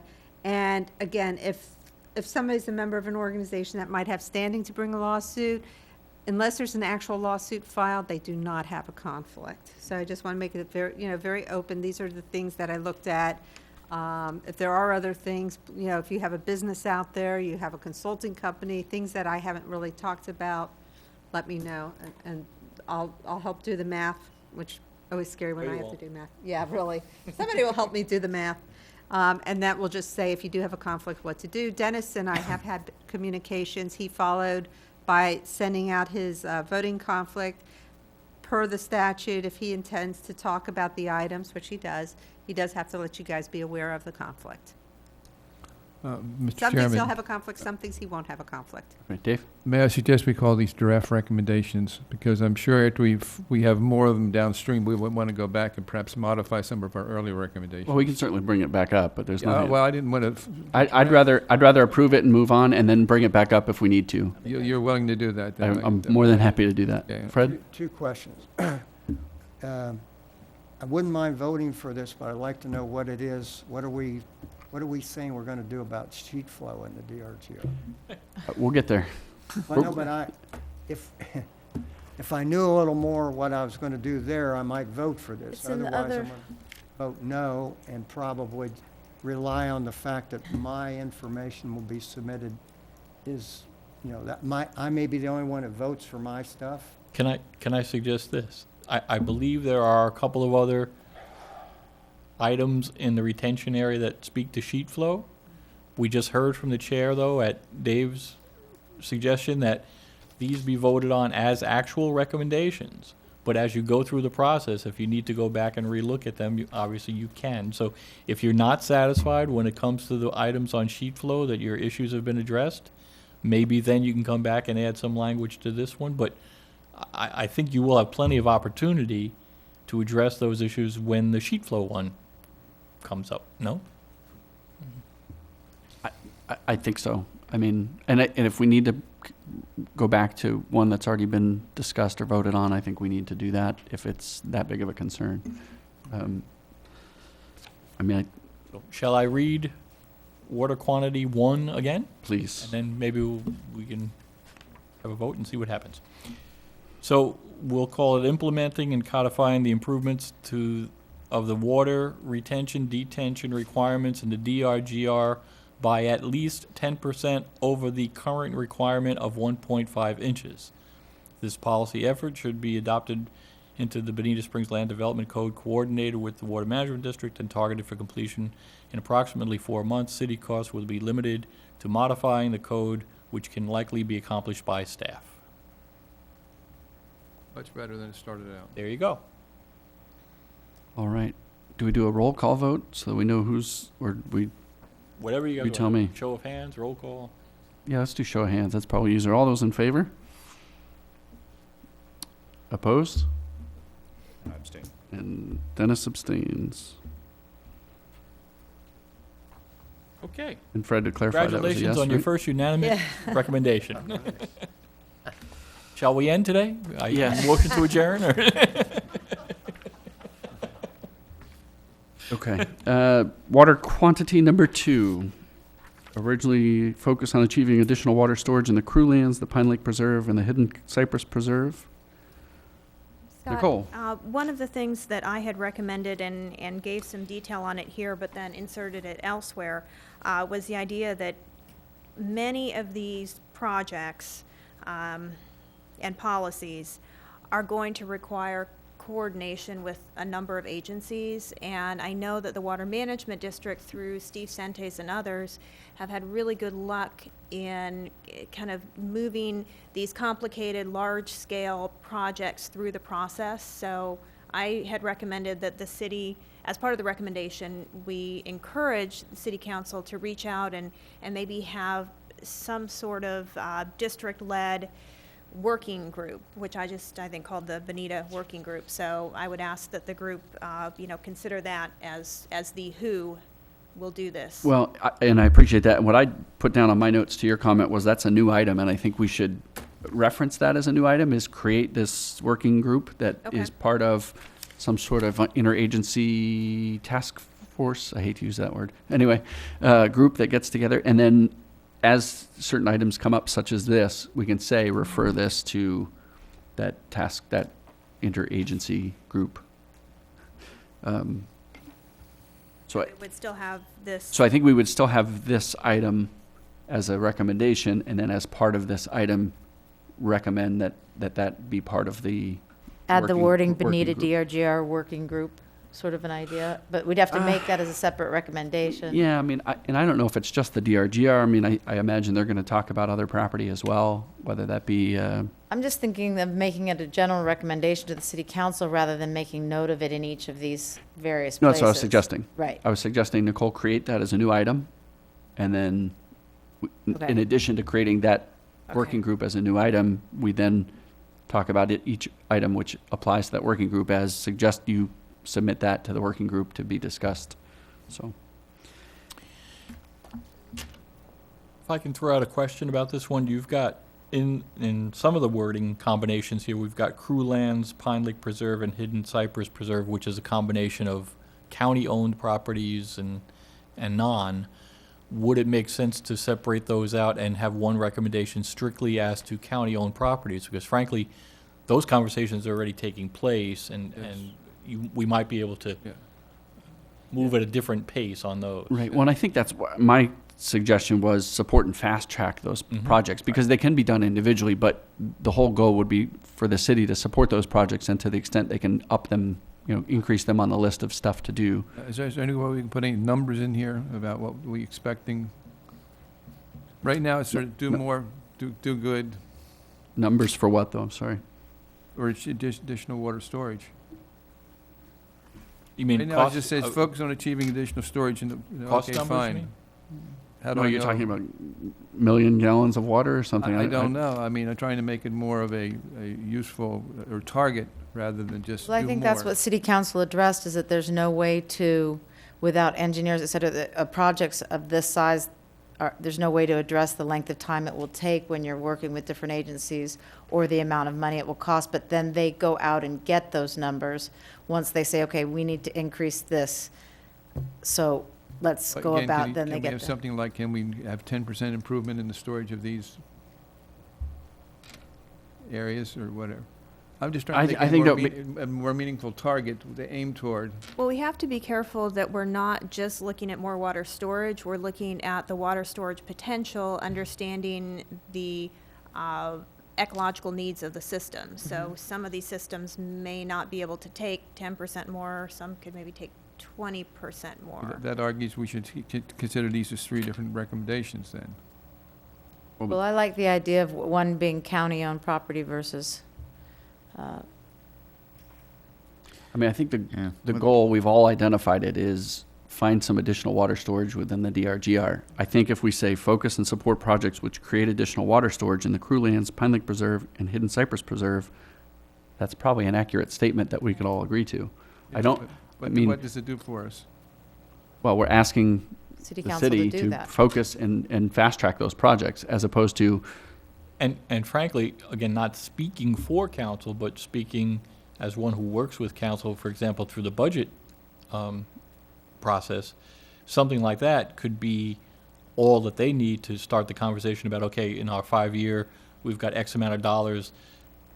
well, This is, a good idea. We can move these dollars to this project first or something. It's- and especially if we have some sort of interagency group that gets together to discuss these, I think that's even all the better, to Nicole's suggestion. Right. And I think that's the entity that's going to figure out, is it applicable for Okay. 1 inch of storage, 10 inches of storage, All right, but that's filter also- marsh? May I also introduce the fact that on water quality number Quality? Number 1, it talks about implement water quality projects for Pine Lake Reserve and Hidden Cypress Reserve. So Right. we're talking, Two different things, quality and quantity, and, yep. But everyone's aware that they might show up in two places, but that actually gives weight to a project. If it affects 3 legs of that stool, then you think, okay, this one should float to the top, huh? This one should come to the top, because it's going to kill 3 birds with 1 stone. So I think it's important that it does appear in all the different, okay. I don't think it should just appear in one. If it's good and makes sense. has more than one positive effect, I think it should be there. I'd like to make a point, ahead. if I could. Please. Hidden Cypress, they're, the people that own and manage it, it says in their reports that it's got water standing on it between 8 to 10 months of the year, which means that's pretty wet. most of these other areas that we're talking about as the panacea of solving our problems, they've got water on them in the wet season already. I'm not saying they may not be able to take a little more. If you finally do this data collection, and it turns out that the data says that you can't put all that water, and you've put all your eggs on this, we're going to only work on these publicly held lands, then the airplane crashed and burned without ever taking off. Now, I'm going to say one more thing. We supported, the city council supported buying acres of land in Collier for water. It's going on all around us. There is a seminar or a workshop on how to clean up the water coming out of the, how do you pronounce it, Hitachi River, whatever. And then also, there's another one, almost in the same time period, that's down in the Collier County area about the water in the Gulf from there. There's all these opportunities. There's issue one if it passes, and somehow, just because you might buy private land does not mean eminent domain. It means that you're But gonna we take- have that in a point in here. There's a point coming up that discusses. I know that, Well- but that water vision study that was presented, and I think it's great, primarily concentrates only on the public land. And I'm telling you, the public land generally out there has got a lot more water on it than people are realizing. And Fred, I think to whatever extent we submit a proposal to city council, there's going to be a blanket general statement that applies to every recommendation, that it's subject to feasibility, effectiveness, and creating the necessary financing to pay for it. No, I understand that, but So, the tone of this group up here is, we do all that, we've solved the problem, and I'm trying to tell you, you haven't. I would just add, and I've said this many times, the problem with the Hidden Cypress area up there is the conveyance. When the water backs up, and it did back up later than any other area of the DRGR, because it can't get out, because nobody's maintaining the outfall. You go there today and go look at it, and there's very little water going through the pipe across 75. Yeah. So I'm just saying, that's a external influence. I don't know what it should do, but I know it's not supposed to be not draining through the outfall it was designed to go to, through, which is Rosemary Canal. So I don't know. and Fred, I hope at the end of the day, all of our recommendations are intended to solve the problem, although I think we all recognize we're not the experts. We're not going to be able to solve all the problems. We're just going to try to make it better, substantially better, I hope. Substantially. Well, I hope. That word is, I go with that. Okay, well, that's my hope.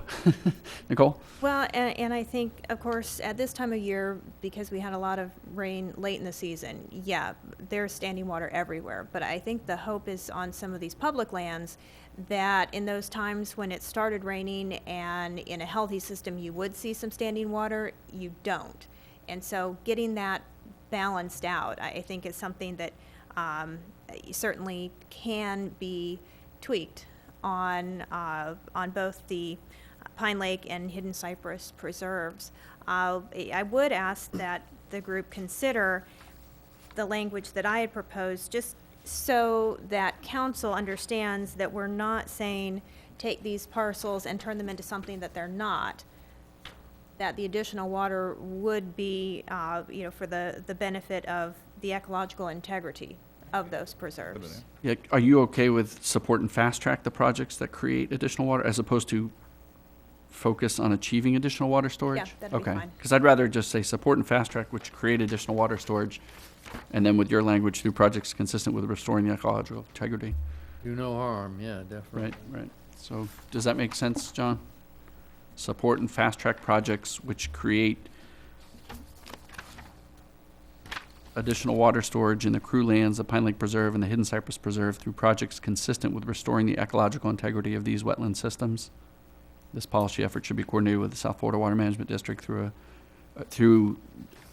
we need to come back to that. I would put a star, and then through South Florida Water Management District through this Bonita DRGR working group, although I think we'll end up calling it something different, but and targeted for implementation in 3 months. I think that's probably a little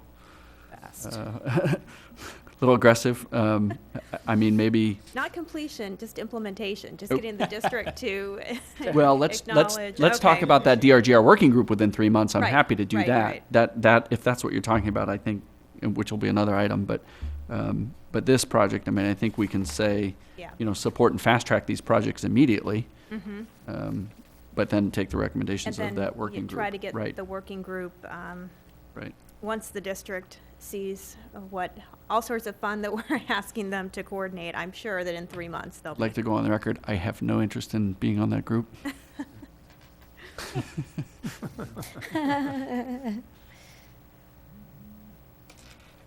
All right, we got it?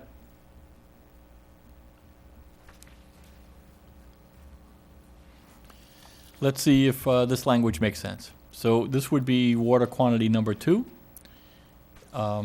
Support and fast-track projects which create additional water storage in the Crew Lands, the Pine Lake Preserve, and the Hidden Cypress Preserve through projects consistent with restoring the ecological integrity of the wetland systems. I'm sorry. Let me start again. Oh, that was right. Well, I wanted to put in the word immediately in there because you're talking about the projects, and then the policy through the other thing is Got it. 3 months. So it would Okay. read like this.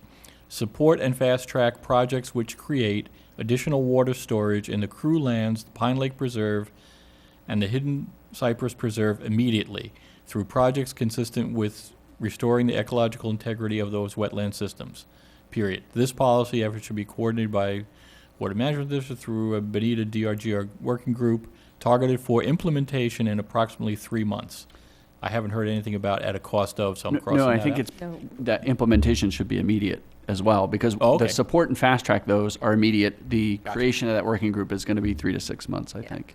And then I don't think the cost to support and fast track those, other than the general financial support of the project once it's implemented, but. Gotcha. Okay.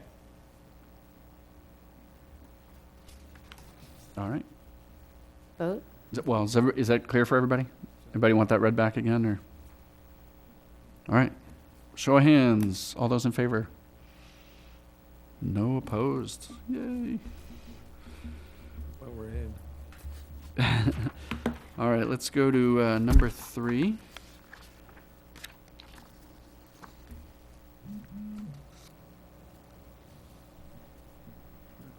I have a couple comments. Yeah, I do too. Okay, So this go is ahead. if Edison Farms becomes available, also focus on portions of that property for additional water storage. I'm going to let discussion happen. Nicole, I'm going to go check out the water system around the corner. Nicole, are you going? Oh, okay. I agree, it's a policy, not a project. And then, Nicole, I had a bit of a problem with anticipation of potentially. Let's be hopeful. But also, the other question I have is, I thought that the berm that holds Edison Farms separate from Bonita, I think they were saying was San Carlos. When the city guys talked to us about it, they said that when you go to make a conveyance, let's say to rehydrate Hidden Cypress through Edison, that berm is in the San Carlos Fire District, and that you start having all sorts of problems when you're going interagency. That's what he was saying. And so I don't know that we can dictate something which is outside. I mean, we can encourage them as a policy to help along, but I don't think that we can implement it if it's in a different, Nope. it's not within our city limit, and that boundary, I understand, doesn't belong to us.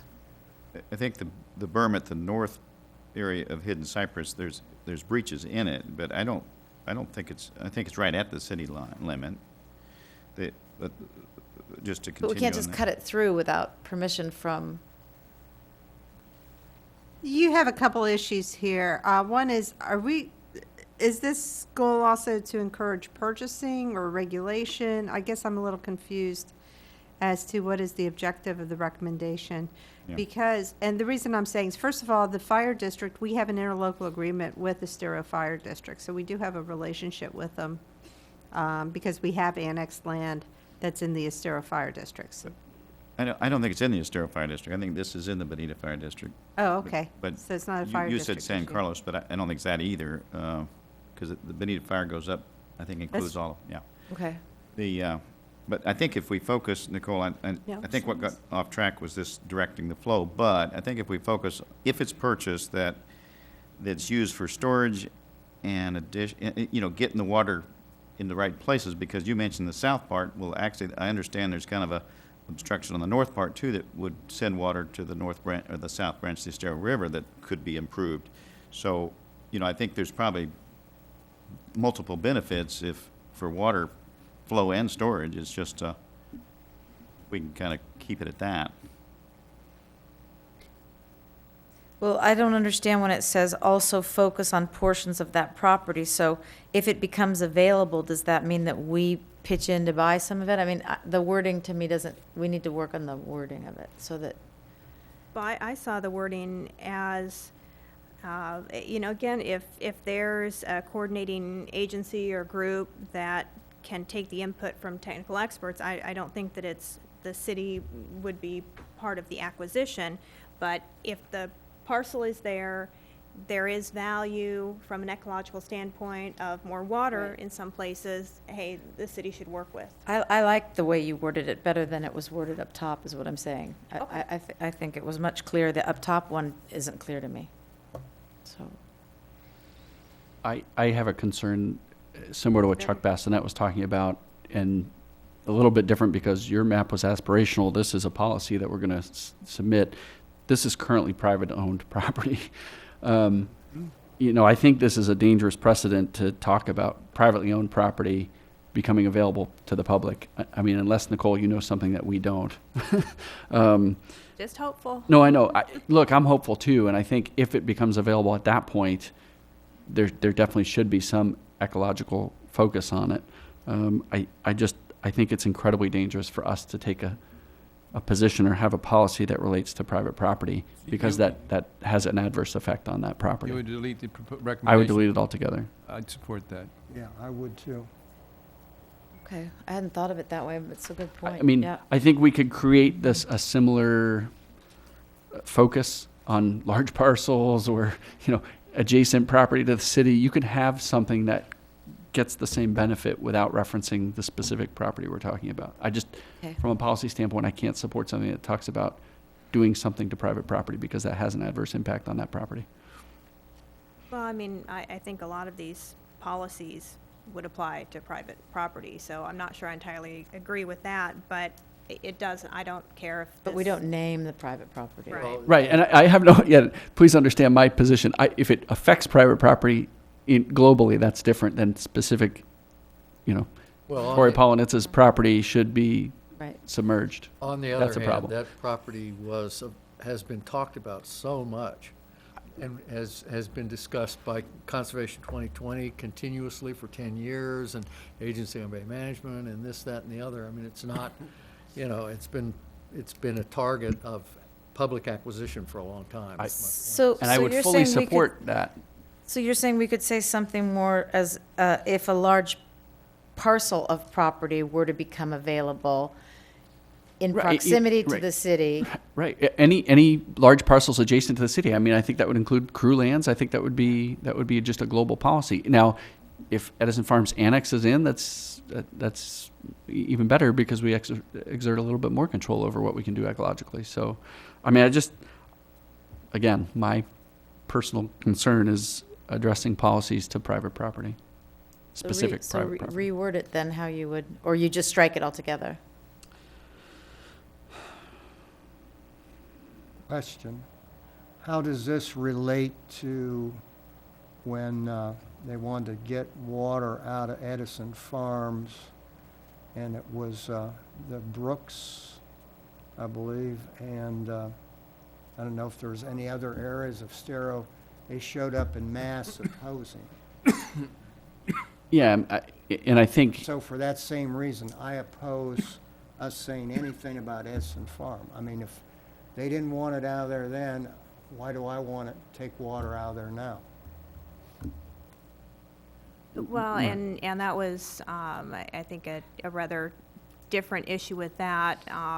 with that, there was a concern of installing large culverts underneath I-75 that would overly drain the entirety of the Edison Farms parcel. I think what this policy is looking at is there are certain places on that parcel that may be holding more water than they historically have.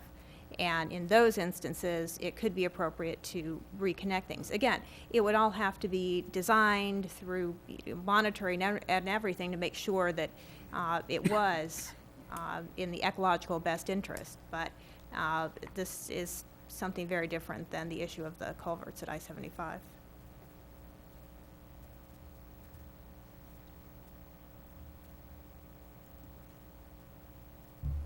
So is there consensus on number 3, in, out, or Are you in? recommend, are you I'm, wording I'm, something? I'm trying, yeah, I'm trying to, He's lawyering. Word crafting.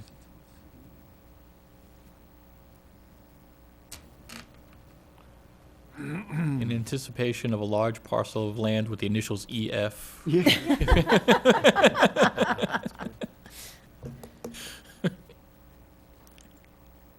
Formerly known as Bermuda Ranch. There you go. Well, that's going back a ways.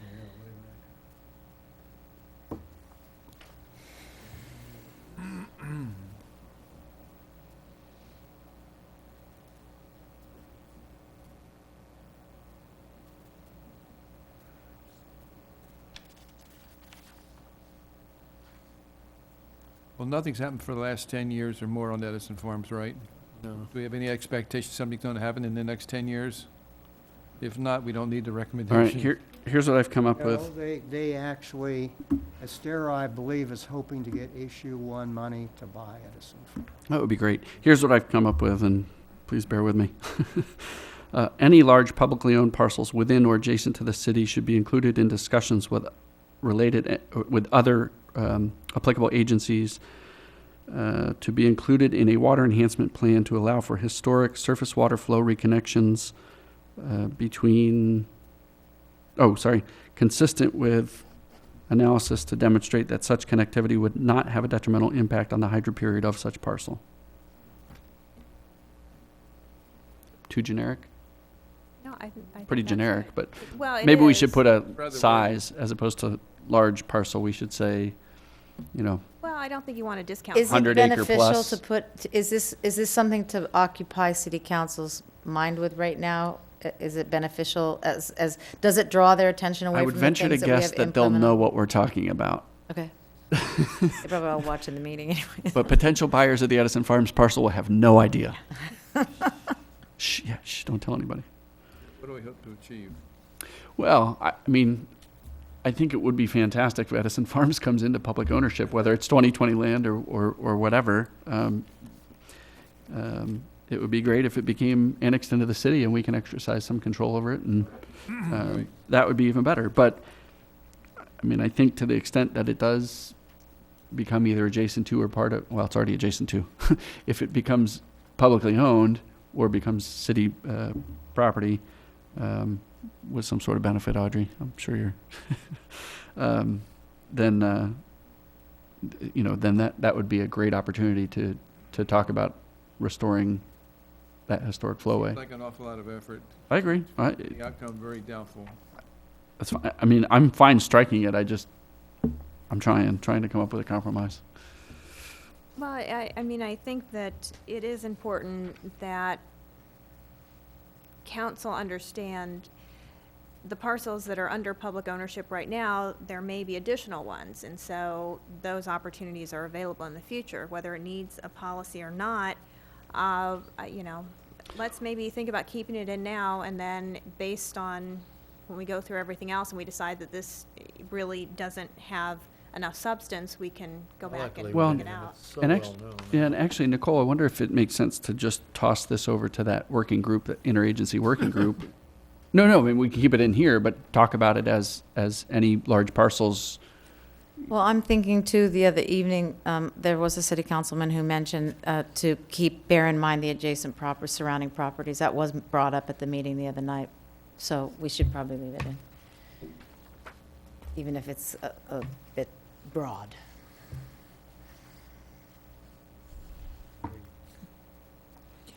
Okay. So, are we okay in reading the language one more time?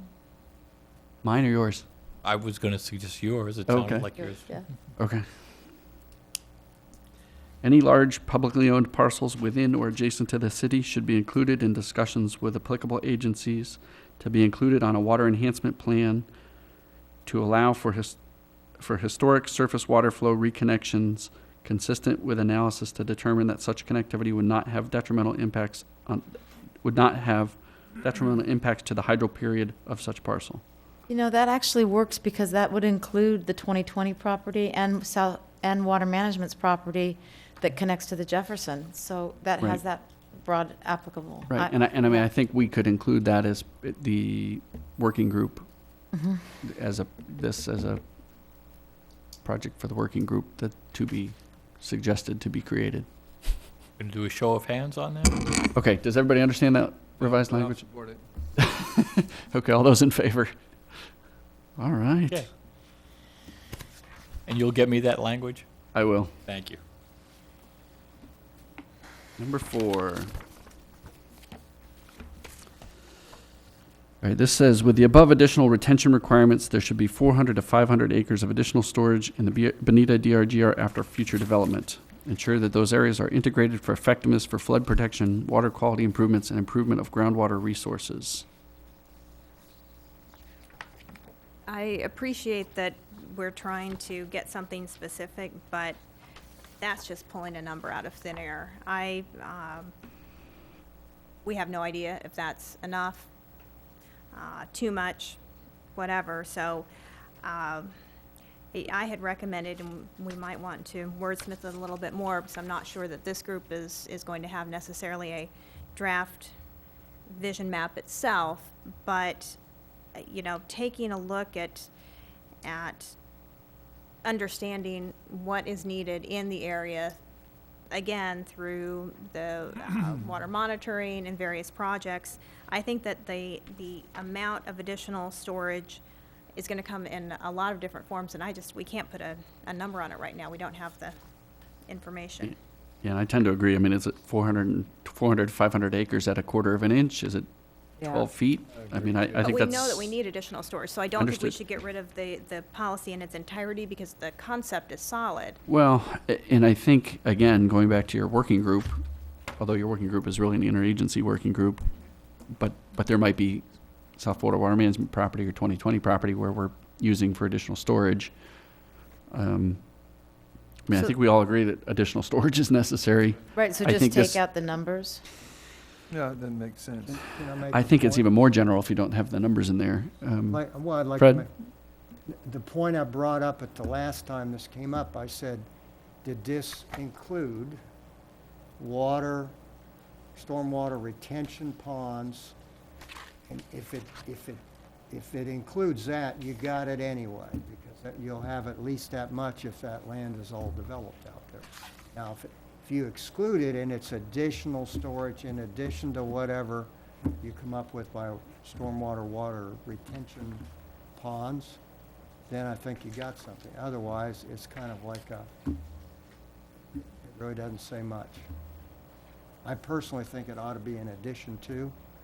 Wasn't that what I think Dennis We have, had in his?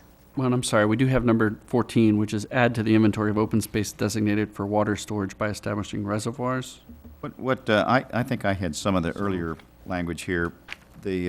What I was getting toward was making sure, and I think, yes, it would be new retention ponds, but they're integrated, and it probably goes back into having more of a master plan, which, you know, maybe fits into Nicole's thing, but it was really integrating, instead of having everybody do, individual design, there may be some master plan for that, so that they're, Common pond. yeah. Yeah, well, Well, that covers was that pretty something well. Roger Pop recommended. Well, Nicole's, I just have problem with conceptual could provide. It all gets very, she's I mean, very I- wishful, aren't Nicole? Yeah. I think that But- it's difficult to not be either half full. either too general or too, Mhm. too, Specific. well, or I don't even know what word I'm thinking of. It's too late, not enough coffee. Restrictive? I don't know. But what's the point of writing down something you get anyway? Developed. And if it isn't developed, then you probably wouldn't do that in the first place. To give you an idea, a foot of water out on that whole DRGR is about 1.4 billion gallons of water. Right. Perhaps it makes sense to table this one, come back to it with I'd more support- I'd specifics. support that. Okay, This but is- with more this is too more vague. specifics about water storage? I'm for that. Okay. Okay. All those in favor of tabling this one? Aye. All right. Change the numbers on the next. Table, number 5. Require that all civil engineers that perform compensating flood analysis for South Florida Water Management District review also provide those calculations to City Public Works Department for review of consistency with the city's master storm water management plan and with the associated flood modeling of the plan.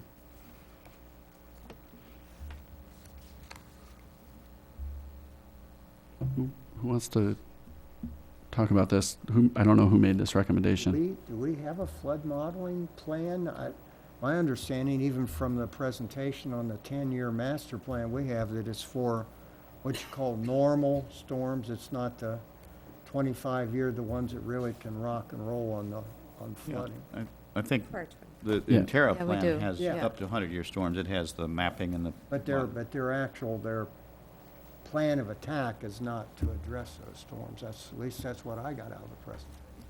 No, I thought there was several different, a 25-year and a 100-year. There is, and they had maps. All I'm saying is that the stuff we're putting in and our designs are not based to handle those biggest storms. I'm pretty sure when you pull a development order, you're required to meet, depending on what type of use. I know the minimum I had always thought was 25, and then certain uses such as hospitals, clinics. Look at the Yeah, engineers Yeah, behind me. he was nodding. See if they're nodding. He was good. nodding. That it's at either 100, and then there's some things like the fire stations are 500 or something. Isn't that something we could ridiculous easily in state come back statute. to and get the information? John I can think get it's it from 500, but I know that's the no appropriate city. What As far as what information? The As flood to what- modeling? Whether the stuff that we're putting in or is in that master plan is based, as Audrey is thinking, 25 years or it's 10 years or what? I'm not Why sure don't- what that has to do Yeah, I with don't this. Yeah, I think they're two separate issues. I think what we're talking about here is if you're doing work where you have to get a South Florida Water Management permit and your engineer submits information to them, submit that information to the city to confirm that it meets our water management plan. Do they do that now, or is this Yeah, something is new that requirement? I would now? assume so. That's why I'm asking whoever, I don't know who came up with this one. It seems like a statement of, again, something, standard operating procedure. Do you want to just confirm that happens at the staff or the city level, and then we can, I can try. all right, we'll table this one. All those in favor of tabling? Aye. I'm abstaining from that one anyway, but Okay. Well, you can vote on I guess I tabling can it. vote on tabling. I think it's in 3-324 of development or development standards. All right, well, we'll come back to it. Number 6, provide city maintenance for key flowways, Keel Canal, Rosemary Canal, Lightner Creek, to keep the flowways opened as designed. See financial solutions for funding source. My concern, just for purposes of discussion, was that some of these, we aren't the agency responsible for them. So I was suggesting that we seek agreements with the agency that is responsible, Right. that will allow us to perform the maintenance if it's not performed by the key agency. And I think the key there is try as hard as possible to get the agency that's supposed to do it. But if they don't do it, we should be able to do it so that we can protect, whether it's stormwater or whatever. Wouldn't we want to add Jefferson Lane to this one? It's If up to we- you guys. Yeah, I would. I mean, I think it's, I would suggest we add Jefferson Lane to that. and maybe it's any key flowways and just leave it at that, or including but not limited to, or whatever. I don't think we're intended to be limiting. It's I think, key flowways. back to Dennis? Colin's comment, that I don't know that Jefferson Lane is really designated yet. I think that it's Oh, blocked it from being a isn't. flowway. So I think we have a separate recommendation there, but I We think do. these are Right. current flowways that are multi-jurisdictional maintenance that we have some issues with, like I keep mentioning the north one, but Jefferson, I think, maybe needs to stand alone because it's really not designed yet all the way through to flow. Right. You're right about that. Right, we may even want to include although we're probably never going to get approval, the culverts under I-75.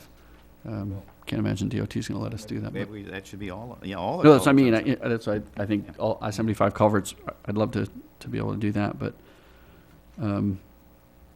So is then the recommendation to take out the specific references and just put well, generic language? I think we should have the references. I would say I including agree but not too. limited to. I mean, Including, yeah, right. not I mean, maybe limited we to. just add including but not limited to I-75 culverts, the Kiel Canal, Rosemary Canal, Lightner Creek. All those conveyances that other agencies are responsible for within the city of Bonita Springs.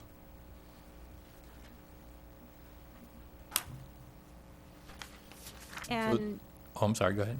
I do have a concern with the sentence, see financial solutions for funding sources. I have a lot of concerns about the financial solutions that have been brought up, so I would just recommend that we take that sentence out. Well, I agree, and I actually don't think this should cost anything other than the cost for staff or if we hire somebody to go out and do it. So, I mean, there's no ongoing cost. It's the cost to clear a ditch or whatever if that comes up. Well, there may be additional maintenance costs that are the city responsibility, but on the other hand, some of these. That already is, though. Yep. Mhm. No, these are the non-city maintained ones. If the lead agency doesn't maintain it, allow the city to maintain that, and maybe we can charge it back to the lead agency. All those would be, I think, decisions for that. How does this number 6 work with number 8, with water quantity in the Jefferson Canal, the Kiel Canal? Different. I mean, I think this is relating to maintenance. Okay, yeah. And But doing the maintaining- maintenance, they achieve the historic flow, wouldn't they? Well, if you recall, I can't remember when we discussed it. There was a sheet that said if the height behind the Kiel Canal got to a certain point, the gate would be opened a certain amount. If that doesn't happen, allow city staff to go in and do that. Or, if there's a culvert that needs clearing and that's not getting done by the lead agency, allow city staff to go in. Okay, I and do guess it. I've lost the bubble one. What's the current version of that, of 6 now? John, do you have that, or do you want me to? I'm sorry, what? Do you have the current version of 6? Do you want me to read what I've got? I've got seek agreements with the applicable entity to, I think that was allow. okay, I'm lost already then. What- Instead of provide, I changed it to allow, but it's Okay. okay.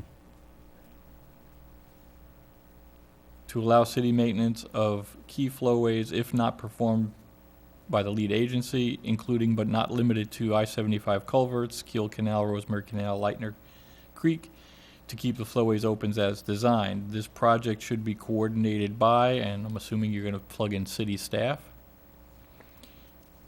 Should be targeted for completion, and I was just looking at the language that we used in number 1, which was targeted for completion approximately 4 months. City's costs will be limited to modifying the, well, not, wouldn't say modifying the code. The city's costs will be limited to staff. The I guess. concern I have here is, other words, is there a nothing difference in outside of the cost in ordinary. maintaining these different flowways, where one of these is an arm and a leg and the other is just an ant? Well, and that's what we're gonna. I mean, I think we're gonna have to defer to city staff on that one to say, hopefully, it won't have an additional cost to the city. The city's gonna have to kind of prod these lead agencies to do it, if they even allow us to do it. I'm hoping they will, but if the lead agency is just not doing their job, I'm concerned to get one of these getting rejected and the other because it's the size of the cost involved. But you're saying they're going to be minimal. I'm hoping. Yes, I mean, I'm hoping Yeah, this would Let's- basically be, if I understand this right, this is you're telling council to direct staff to go out and make sure we contact all those other lead agencies, see what they're doing in terms of maintenance of these particular things. And if they are maintaining them, keep encouraging them to do what they're doing. If they're not maintaining them, either get them to do it or in some kind of a cost back where we would be allowed to go in, take over the maintenance, and then charge back that agency for the work. perfect. Okay. And we're deleting the financial solutions Correct. things. Right. I would just add to the discussion that, you know, this, the maintenance issue of the conveyances are, when you get the flooding and then you have to find, then you find out through forensic evidence that it wasn't maintained and the things weren't kept open. That's a hard way to learn that. And so I think right now we want to be on top of making sure that proactively is happening so that when the next big storm comes, it's not something we go back and say, well, that's what happened. It wasn't Right. maintained and it didn't get through and didn't do what It's it's too supposed bad to Lee do. County didn't Yeah. do what they were supposed to Yeah. do or something, right? And that's part of what 95 was about too. Right. Not always, but So part would of you it. like me to read that once more in its entirety before a show of hands? Please. Please. So it would be seek agreements with the applicable entity to allow for city maintenance of key flowways if not performed by that lead agency, including but not limited to I-75 culverts, Keel Canal, Rosemary Canal, Lightner Creek, to keep the flowways open as designed. This project should be coordinated by city staff and should be targeted for completion in 4 months at no additional cost to the city. That's good. Does it make any sense to talk about priorities? Now, go out and do them all, find out which I ones don't are in think good so. shape and which ones are in bad shape. Yeah, I mean, I think that's up for All I have to say is that no additional cost. I don't know that you know that yet. I mean, you'd Well, like it's to not the maintenance, the implementation is no cost, the maintenance might have a Okay. cost, Right. yeah. Right. And that's, I mean, maybe we need to add something with the cost back, you know, could be recaptured No, or and- something and- to the extent we have to and do frankly, maintenance. what we're really looking at is even potentially a no cost even for the actual maintenance, because if That we would be can get ideal. the agency to do it, great. If we can't get the agency to do it, it should at least be argued that they owe us something back for us taking over that responsibility, so. Right. Good, Show of hands. all right, all those in favor? Unanimous, loving it. Look at us. All right, number 7, restore to the best extent possible the natural historic Jefferson Flowway. This project, oh, sorry, that's the rest of it. Anyone want to discuss that It one? seems to me, Dave? we had somebody brief us, there was like 5 or 6 solutions they came up with for the flowway. And I wanted to just bring that back into the analysis, that there was already alternatives, they need just to evaluate which one is best. And there was another one with a southern route. There isn't much to be done to that flowway, but, except the portion that the DOT has to do. Right, that, That's a dig a ditch. Well, you got to get across Kent Road too, though, right? I mean, you got, Well, there's a culvert there already at Kent Road. There's a But culvert someone said- underneath Kent Road. Someone briefed us that some of the alternatives are very expensive. Well, there's a culvert under Kent Road. There are 2 ditches, one north and south on each side of Kent Road that both lead to that culvert. And there's a lot of water. The majority of the water runs on the west side anyway. So there is not a whole lot to be done there, except when you get to the other end where DOT has to dig a ditch. Well, and I think there's one parcel of private property that would have to be taken or portion taken. It's DOT's property. Okay, DOT there's not owns it. one private No, I property think there owner is that a was a, private, yeah, I thought there was a private. I think there was one private property owner that was a holdout. I don't think so. it's the one that crosses both sides. I think that was the issue. Where the property owner has both sides of the Jefferson. There isn't one. that's what I remember. Well, Yeah. I'm real familiar with the property. Well, I didn't want to limit this, with my comment, to just Jefferson Flowway. Obviously, Jefferson is an important one, and if what you're saying is true, that there's not that holdout, then it's probably the easiest one. But I do recall Matt Feeney getting up here and saying, hold on, there's another one that might be better to target because it's easier, doesn't have Southern- private That's- property. Southern route. Right. That's the southern route, yeah. Right. Yeah, I Right. don't think So- they're I- I don't think it's an either or, though. I No, like Nicole's reference. I don't think think it may be later, there's another recommendation that probably is duplicative, but I think we can come back to that. I think her language is pretty good, though. And I expanded on the initial wording because I think to make the Jefferson Flowway function, it really is making sure that things upstream are functioning properly. And so that's what I was trying to incorporate in here, that really restoring the flowway isn't so much of shunting water into it, but making sure that the water levels are appropriate upstream, and then that is going to be sort of the natural restoration there. So And this thing could be phased, Cullum, you know, the part, the DOT part, if that's easy pickings, that can be done, but Well- this Pine Lake, maybe another phase of it, you know, so it could be in segments. Yeah, the Pine Lake portion is important, but kind of separate. That's Pine Lake.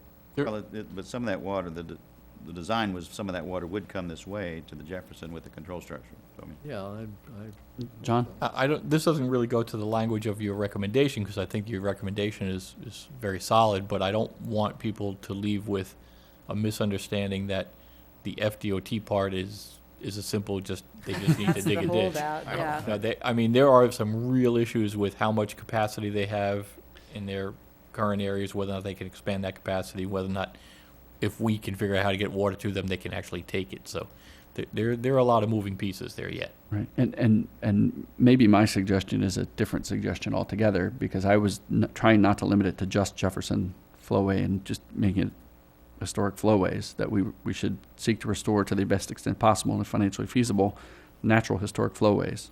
I think if we give it the name here for the Jefferson, then the city council won't just like, oh, that sounds nice, and move on. I'd Right. like to see No, that's the what I was saying. I word wonder there if, so that, Yeah, my I- point was, I wonder if mine is a separate the suggestion, next, maybe too the general. number 8 covers that southern flow, or the flowway, well, Right. it's southern, but it's north of the Gill Canal, south of this one. Right. So, I mean, I think we, might be good to be specific on Okay. those two. right, I agree. I agree.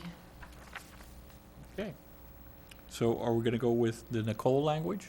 I have trouble just because it's, well, I always have trouble with the word study, but additional study, further study. I know, I really like the concept, but it just gets a little wordy and asking for the further study. I think that by saying that we want to have the natural historic flowway means we don't want it to be a ditch. Plus, they're already going to have a study done. They're going to have, you know, they already have the Jefferson Flowway study, and they're going to have engineers and experts come in that address that factor. So I don't what, know that- instead of further studied, further refined? Well, yeah, we have a study, maybe it is refining the 2012, I think it was 2012 study Right. that had Right. 6 or 7 options, but that never narrowed it down. Yeah. Further refined, I like. Okay. And I wouldn't mind adding a financial feasibility aspect of it, because I think if it, I mean, I think Matt's whole point when he was up here was, there's a better way to do it cheaper, and Well, there's another one to do that's cheaper. Well, I think that's the but- next one, isn't it? Yeah, that's the southern one, but I don't, restoring both, I think he would like, but don't lose the, all right, well, I don't want to put words in his mouth. It didn't sound like that, but Well, maybe there's a way to do it in the sense that it's a bigger bang for the buck. I think that's what he was saying. I mean, it perhaps, yeah. right? I'm not opposed to it.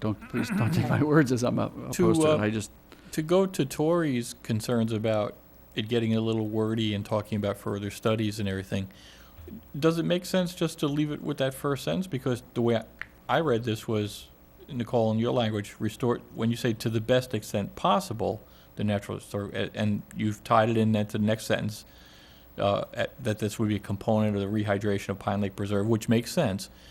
And that to the best extent possible tells me that you're saying, you know what, there may need some data collection, there may need some study or engineering to know what that best extent is.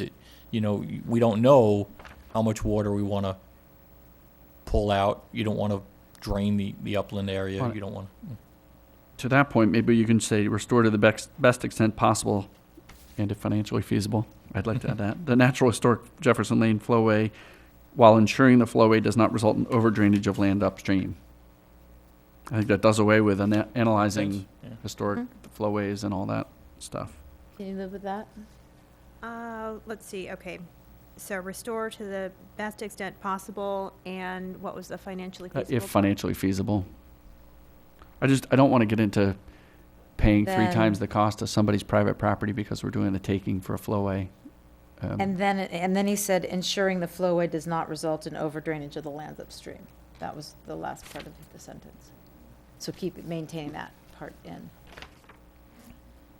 And that language is in here somewhere. Where It is, it's It down is, it's a towards the little end. further down than the paragraph. Yeah, I mean, that's fine. We still may want to acknowledge the connectivity between this and the Pine Oh, yeah. Lake Preserve.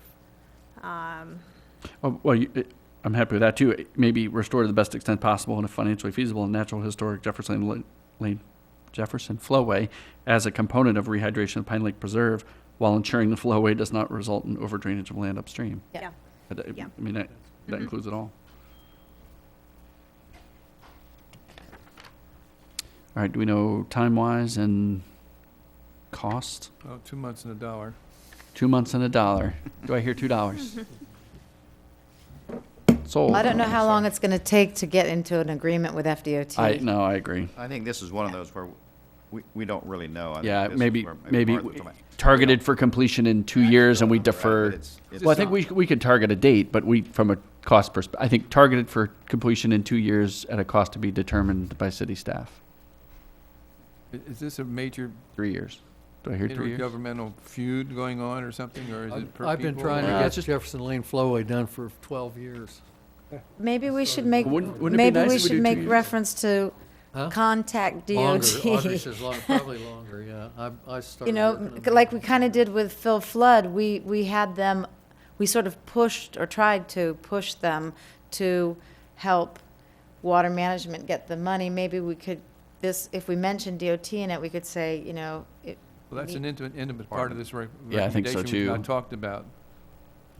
And John, I don't know, the 2012 study had, I don't know, about 6 or 7 options, I think, but I didn't see any cost estimates in those. You think there's anything it was done for the cities? I don't think so. There were cost estimates. Were Were for there that a one? range of cost estimates? I, Yeah. I don't remember seeing it in there. well, Okay, anyway, I'm that pretty might sure. be all we've got is just, The cost to be Reference that determined might not range. be a bad idea at this Hmm? point, though. right? Cost to be determined. Okay. So, Can we talk about the government agency that's opposing it or blocking it or making it more difficult? FDOT? Yeah, can we send, meet with or encourage them, that's part of our recommendation? We've had a number of meetings with them already, but. But I think mentioning it again in here gives them an action that they can take immediately as they start the steps towards, at least open the dialogue. well, we have Lee County that controls the Pine Lake, that's one end, and then you got DOT on the outfall side near the 75. Get so- both of them referenced then. Yeah. Because maybe the city can act as the coordinator for bringing both in, you know. It always seems to me like if somebody doesn't talk to them all, then they just stay in their separate bubbles and it doesn't get done. People change. You know, one group is gone and retired or moved on, now another group is there. Maybe it'll be more amenable to doing something that helps the flowway. Squeaky wheel. Or how did can you we want me to sweeten the read some deal? language out, or Scott, is that what you're doing? no, I'm Oh, looking he's for the looking for Jefferson cost. Flowway study to see if the costs are in there. And would we need the water management district? We probably would still need the water management district as a partner. Who's the or- obstacle? Sure. Who's Right, the because obstacle? I understood that when they didn't put extra culverts under Kent, it was actually water management. It was Jackie Rip at the time that didn't put those in. They did put extra culverts under Kent at Jefferson Lane Flowway. Where they didn't put them was Nicole Maxey wouldn't, I tried to get her to put one in at Lake Julie, which you don't even know about. And they wouldn't put another one in for some reason. They should have put one in. But they did put them in up there at Pine Lake. right Just there. south of the Y? Hmm? Just south of the Y? Oh, everything I just mentioned is south of the Y, yeah. I Right. didn't You see want them me when to- I went. Do you want me to Right, give it had another the shot at the different- it language? didn't have a cost, I'm sorry. It That's did okay. have the different. I didn't remember a cost on that options. one, but. So I've got restore to the best extent possible the natural historic Jefferson Flowway as a component of the rehydration of Pine Lake Preserve, while ensuring that the flowway does not result in overdrainage of lands upstream. Projects should be coordinated by the city in partnership with Lee County, FDOT, and SwiftMud, targeted for 2 years completion at a cost to be determined. I just, I had a little bit, almost identical, John. I just had restored to the best extent possible and as financially feasible. I didn't know if that was in Yeah, there or that's not. what- Is it? Okay, you That's got what- it. I think so.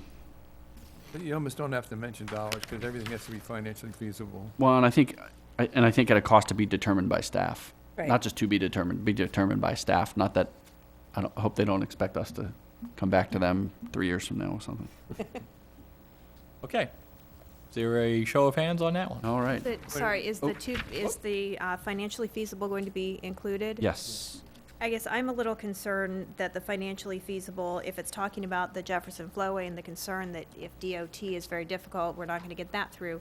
I don't want that to taint the restoration of Pine Lake Preserve. But Oh, we no, have I that think in this another- is, this is we have that in another- separate, I mean, Yeah. my reading, this is a separate, it's identified as a component of the Pine Lake Preserve Okay, project, but just as long as it Yeah. would not in any way impact. Yeah, maybe we need to, we'll address that in number 11. Okay. Let's plan on addressing that specific issue in number 11. I think that term, though, if financially feasible, you could apply that to pretty much every one of everything. these Yeah. events. So I think we have to be a little careful there.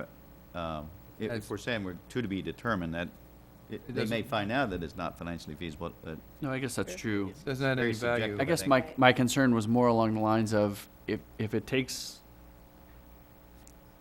heroic efforts, taking somebody's private property and paying It won't. FDOT, okay, Not that all right. project. I'm okay striking it either way, so, I mean, you're right, every component hopefully should be financially feasible. I don't know where this came from about somebody's private property piece and all that. I missed all that. Am I the only one It's that not- remembers I thought that? it was yeah, I Matt kind of that thought there talked was about it. a private piece. Yeah.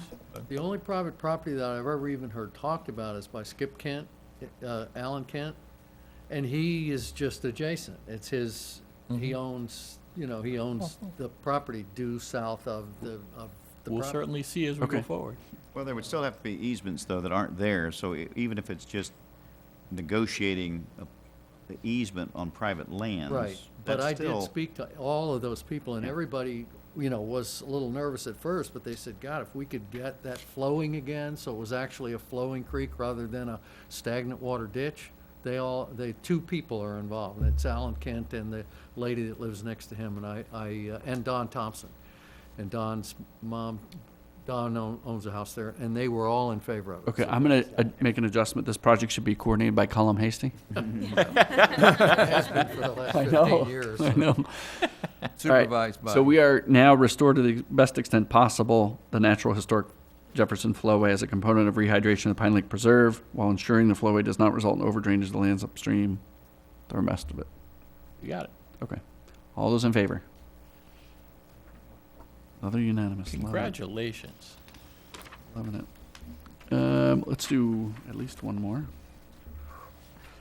Number 8. At this rate, we'll be done by December 2016. Well, I wasn't. We were off to a slow start. I was a little concerned, frankly, but restore to the best extent possible the natural historic southern flowway adjacent to the Kiel Canal. And that's my backyard there. Yeah, and for a point of clarification, the only reason I was deleting this was because I was trying to lump all flowways together. Not that I'm opposed to this. I don't know what we want to call this, but I got mixed up, too. I know where it is. It's north of Kiel Canal and south of Jefferson, so whether it's the southern or the northern flowway, You know where I live? Do you know where I yeah, live? it's south of you, It's right behind my house but it's north of Kiel Uh-oh. Canal. Oh, yeah, right- it's right behind his house, you adjacent can't to vote, It right? is the Kiel Canal. It's it's part of, it's a little flowway that comes off of the Kiel Canal, runs behind my house, behind Charlie's Yeah. house, and then back up into the Kiel Canal. Yeah, I know that's it. exactly where it is. It's just, like I say, what do you want to call it? It's the old riverbed, really, Yeah, right? it's the old, Yeah. it's the original old, old let's- southern fork of the riverbed. Let's put that in parentheses. Before the Kiel Canal this- was there, Right. that was the river. So maybe it's That was the maybe we main- call it, I'm just saying whether you call it southern or northern. I'm Yeah, I kinda- don't, it's a I little think that's what they confusing. call it, though. That's what the city staff calls City calls it. it the southern? Mm-hmm. Okay, I'm The fine. old As long as riverbed? we know where it is. Yep. It's the, it was the Well, do we the want- river Or before just the say Kiel original Canal was riverbed. there. Yeah, do we want to put in parentheses, old riverbed? Yeah, it could Yeah, do okay, that, that's yeah, 'cause it's the old, it is the river. Is it before clear the to Kiel- know what has to be done?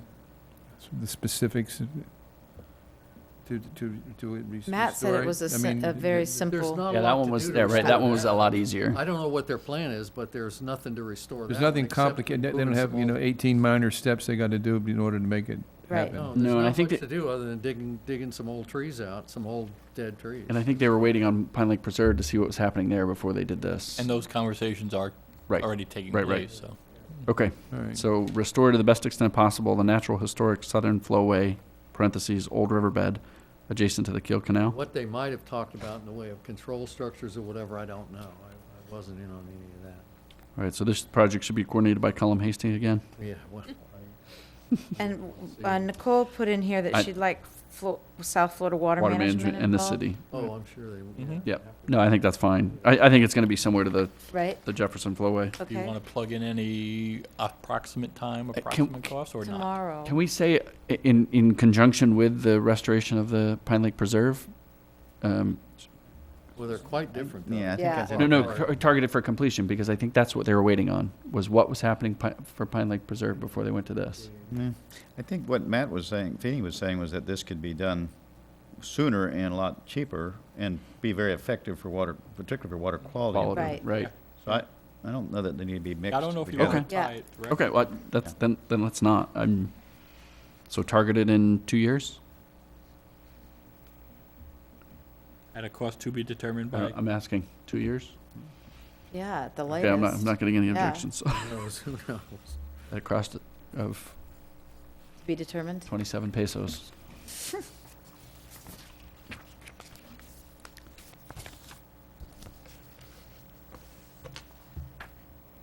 All right, John, do we want to read that one, or do you have that one, or? got it. Yep, Right. yep. So restore to the best extent possible the natural historic southern flowway, parentheses, old riverbed, close parentheses, adjacent to the Kiel Canales project, should be coordinated by the Water Management District and the city and targeted for completion in 2 years at a cost to be determined by staff. Perfect. All in favor? Show of hands. Unanimous. Loving it. I'm counting 6 unanimous recommendations. Unheralded. Right, and 2 tabled, so. And not- only 2 tabled, not a that- bad percentage. Yeah, we're getting there. Not a bad percentage. All right, number 9. Construct Spring Creek culverts across I-75. I would assume that means under I-75. Yeah. See financial solutions for funding source. Over I-75 would be a whole different engineering. Over, or even across. Across would probably cause some traffic problems. Again, my comment is related to our authority, so it was seek permission to construct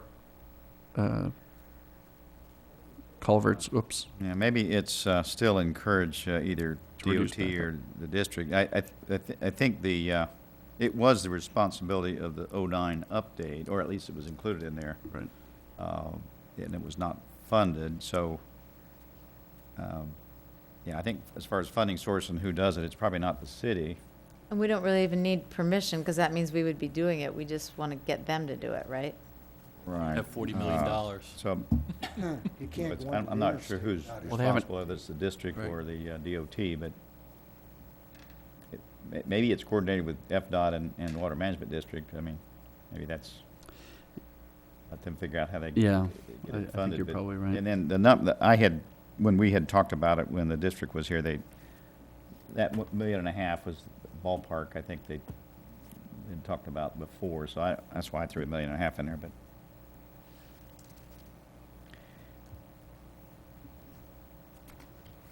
I think this is exactly the stuff that the city council is looking for, because if they're talking about getting the water right, writing those letters, calling, making these calls, encouraging, that's a function that is exactly, The Right. problem with this recommendation is that the downstream, has to be addressed, and so the '09 had, I think, 3 recommendations downstream improvements, and then you get into the San Carlos, Estates Drainage District, so not sure where to go with that, other than it'd still be to implement what the '09 watershed study recommendations. So they- Exactly how you do that legally, I don't know. so they Right. try again at least. I mean, try Well, again. right, we're so- just making the recommendation, and I just It's still- remember, It's still part of the adopted recommendations. Mm-hmm. right, and I remember early on, rehydrate Spring Creek Right. Creek was a theme over and over again, so. Maybe it's a smaller project than what was envisioned in the '09, but something still might be better than nothing if there could be some improvements for flow to Spring Creek. Mhm. Isn't that where San Carlos objected to it? Yeah, I though? think that's the issue, and there was some cost of, Don't they have a improvements that would- storm, don't they have their own storm management they do, district? So they have a state district, yeah. it's going to be tough sledding. So, some of this might take partnering, it's like we've talked about with Citrus, Version are we going Citrus with? Park Utilities and everything else. So some of this stuff, you really can't do it except by figuring out how to do a partnering that's a win-win for everybody. And I don't know that we know what that looks like here. And I also, in this one again, have concerns of referencing the Water Control District. financial solutions component for the funding sources. That should be removed. So what's Cross that the, out. right, and what's the opening line then if it's not seek permission Encourage. or encourage? Encourage. So Audrey, do I need to disclose that? At this point, does this directly relate to San Carlos Estates Water Control District? I can't tell or ascertain from the, This specific one doesn't, but it might downstream. Yeah, no pun intended, both legally and physically. I think it's well, it's a matter of public record that you're involved in. Right. I represent a client who's in litigation with San Carlos Estates Water Control District, so But none of that would have any bearing to the, nothing I am involved with, this no. particular no. issue with Spring Creek culverts. And I think Audrey, we let me ask you too, about me in my backyard area there and voting. I mean, I don't see where it has any effect Again, on the if it value has of the no- property either way, you know? Right, if it's not your physical property, and as I understand, you have a life estate, That's and what I we think put you most of the land in the riverbed, I was looking at it on the spin system, is under Board of Internal Improvement trustees. Anyway, no, that would be remote and speculative, because it Yeah, doesn't it's- touch your property. And that's where the memo goes into. You know, so if it's not voting Basic. directly on your physical It's not, it's property, just adjacent. you're fine. I think it would be either encourage or request, but I think it goes back to the '09 watershed recommendations of that Spring Creek crossing and the downstream, and recognizing that there are some legal and design elements that, and cost elements that would come into play. But, you know, it's still, again, you know, what that solution is may look different, but it might involve a public, you know, a partnering versus, you know, I don't think the city can force it to happen without that kind of a, how do you create a partnering that would help make it happen? We're just saying we want it, we would like to see it done and not just sit with Right. nothing happening. Right. So which version of the language are we going with, or? That's a good question. I think, Encourage, do you want to encourage others to do it? Do you want to ask permission to do it yourselves? No, I think it would ultimately be encourage Okay. others to do it. I think it's, Well, yeah, I think it'd be to encourage the FDOT FDOT. and the Water Management District to move forward with the Spring Creek crossing. Maybe it's two separate recommendations. You can always build it and plug it. I mean, at least you get it built. I mean, you know, that's what happens on some of these until you get the downstream solved. But because then you get tied up in our shoelaces on the downstream is what we're happening here. So So, DOT and the district can get the crossing. Then the question is what happens downstream, and that's going to take the partnering with the city and the San Carlos Estates District, and, I mean, and maybe the others. how about if we took Scott's language but changed the seek permission to encourage the appropriate entities to construct Spring Creek culverts under I-75 to reduce backup water east of 75 in the northern portion of the city? This project, or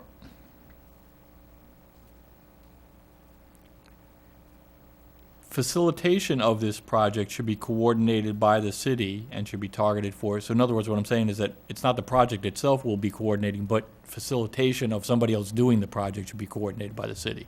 Does that kind of make sense? And should we add in there that it's also, no, coordinated is the right word, but I'm talking about the Spring Creek study that's being done now by the Regional Planning Council. Is there some interaction with that we need to mention? That, What- or is- I would venture to guess that these won't be done before the Spring Creek work is done, but well, to your point, we may want to but, reference you know, it to say, consider the Considering work that being study that's done, being right, done. you know, as I part of think it. that if we mention it, it could help the Regional Planning Council to, really take a look at some of these issues east of That's not a bad idea either. I-75, Get- so- get I them mean, 'cause involved if too. they're looking Right. at the flow, Yeah. I think the first part of the sentence should identify what organizations we need to talk to specifically, who we need to seek permission from, rather than just have it coordinated by at the end of the sentence, or at the end of the paragraph. Right, because we're not seeking permission now, we're encouraging. Yeah, and we're no longer Yeah, seeking we're not permission to seeking build it. permission. We're encouraging somebody else to do it. We should identify who. We are. South Florida Water Management District and FDOT, But we're saying the city will facilitate it. or encourage it. Yeah, yep. Now, what's the latest version then again? Well, I think John's writing it out. Yeah, I'm trying to make a reference to the current Regional Planning Council study. Oh, that's a good idea. So I started off with as an offshoot, and we can change it, as an offshoot of the Regional Planning Council study currently underway, encourage the appropriate entities to construct the Spring Creek culverts under I-75 to reduce backup of water east of I-75 on the northern portion of the city. The facilitation of this project should be coordinated by the city of Bonita Springs and should be targeted for completion in approximately blank. Haven't gotten that far. I would say instead of your beginning portion, I can't remember what you said, in conjunction with. In conjunction with, okay, you got it. Good, thank you. You had, Dennis, you put 5 years at approximately 1.5 million. Yeah, No, I know, but Just throwing something out there. I don't mind. I like 5 years, and the 1.5 million I don't know came about from the- this The 1.5 is study. really just for the crossing. I don't know, I have not a. Okay, I okay. don't- Although the, Although I guess it's not the project itself, it's the encouragement of the project, so that should be yeah, that would be just, immediately. the other yeah. part, when Roger Kopp did his study, he recommended $10.3 million for 11 recommendations. Those 3 of Spring Creek were part of that. So I don't know, he might have some numbers downstream too, but I don't know. I haven't seen any breakdown of those numbers, but the 1.5 was really just the I-75 crossing.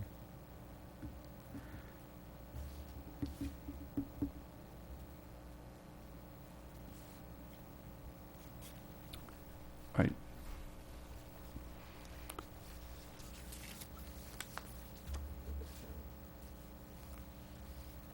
Okay. All right. You got it, John? Yep. All right. Why don't we read that one? So I've got, in conjunction with the Regional Planning Council study currently underway, encourage the appropriate entities to construct the Spring Creek culverts under I-75 to reduce backup of water east of I-75 on the northern portions of the city. The facilitation of this project should be coordinated by the city of Bonita Springs and should be targeted for initiation immediately with construction completion approximately 5 years. So we're starting right away, but we understand the actual project may not be right away. Perfect. Does that kind of get it? At no cost to the city. At no cost. All right. Everybody understand that one? Sound good? All those in favor? Aye.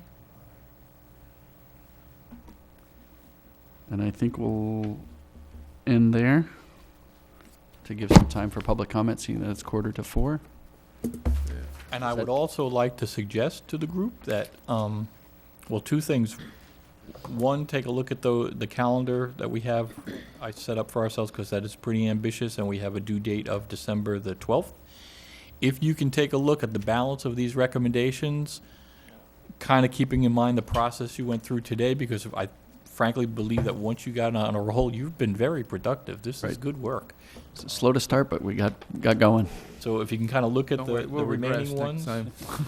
look at the remaining ones with this in mind. What was the December 12th? No, December 3rd, I December 3rd, believe. yeah. So we have a meeting October the 27th. Right.